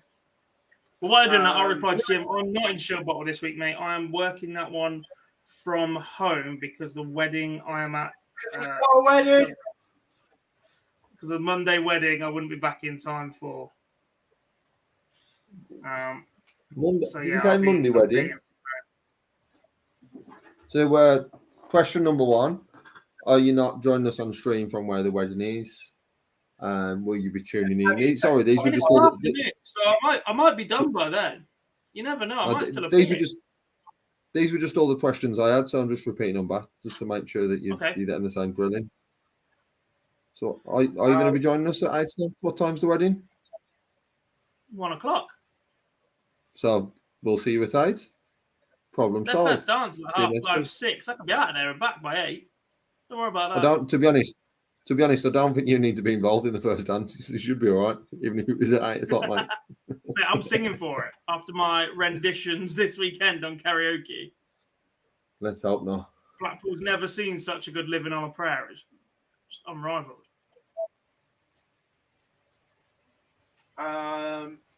Will Gob ever commentate on the live league? Possibly. With the amount of scheduling clashes that are coming up. With the amount of scheduling clashes that are coming up over the next 18 months, I wouldn't rule anyone out or in. It won't be before Christmas. I ain't got any holiday left.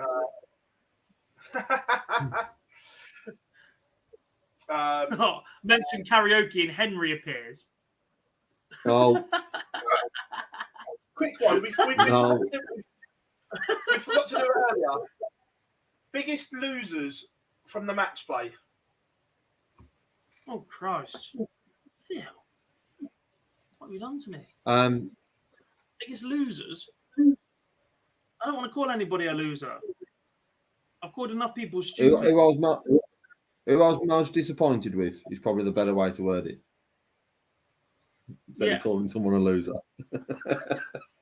that there were huge losses in the rankings. There were people that lost great places. just from a level of performance, it's very hard not to mention Talon Reeds. Him losing to Dimitri isn't a surprise because of Dimitri's record at Blackpool, but the manner of the performance. And to be honest, that sort of goes back to, we've spoken about Talon before in the regards to how brilliant his A-Dame is. If he fits into that category of A-Dame being ridiculous, B-Dame not to the standard of where other players can still win dames with their B-Dame. This probably wasn't even his B-Dame.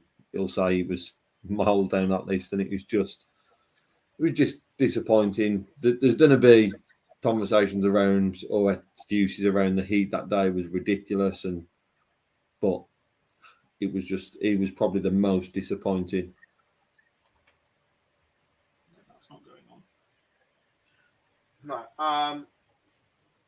Now, my karaoke song, I've got a couple that I can't. I'd love to be able to sing, but I'm tone deaf. However, I do like a bit of Bryan Adams' "Summer of '69." Always goes down well.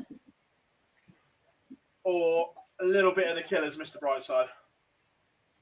Our group had some absolute belters. We had New York, as you do.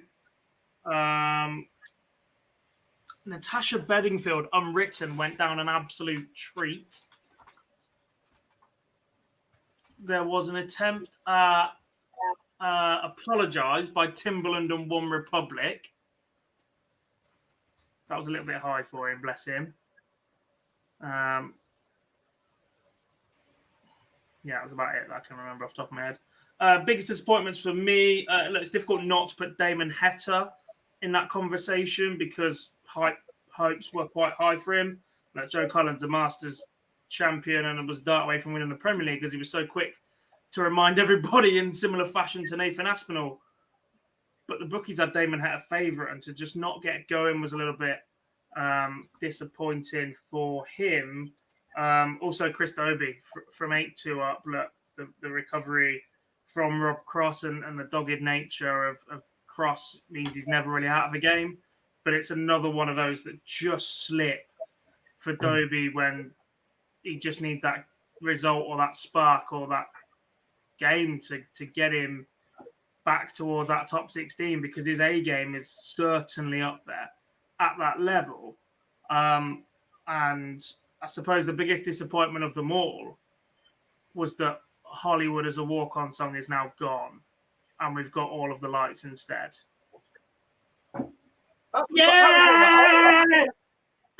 was the biggest highlight of round one. Stop the darts. It was turn up the lights. That was amazing. Yeah, but Chris knows how much I love that song. The biggest highlight of round one. Biggest highlight of 2022.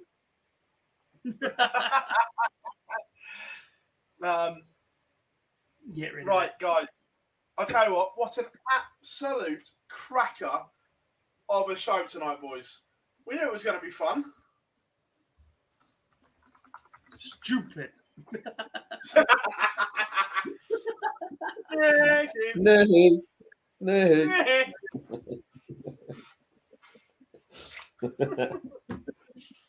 To be explained another time. Yeah. But the live league returns tomorrow morning, 9:30, Group A. Keelan Kay leads the way, played some really, really good stuff. I'm going off to get some content as well tomorrow, so keep your eyes peeled for that. Also, a couple of exhibitions at the back end of the week, so there'll be stuff from there as well. Keep your eyes peeled for seniors news this weekend from the second Open Series. Second Open Series in Shillbottle. Entries for over 50s close on Thursday night, 11 p.m. Ranking points to be collected on offer. Yeah, unfortunately, like I just said, I'm not there, but hopefully we'll get a good turnout. Yeah. It feels weird because there isn't a TV event for seniors until February next year. Everyone just presumed the tour had shut down a bit, but there is still goings on. We've got event 2 now. We've got event 3 coming up in Manchester, and then the tour re-gets going in November with the qualifier for the World Championship.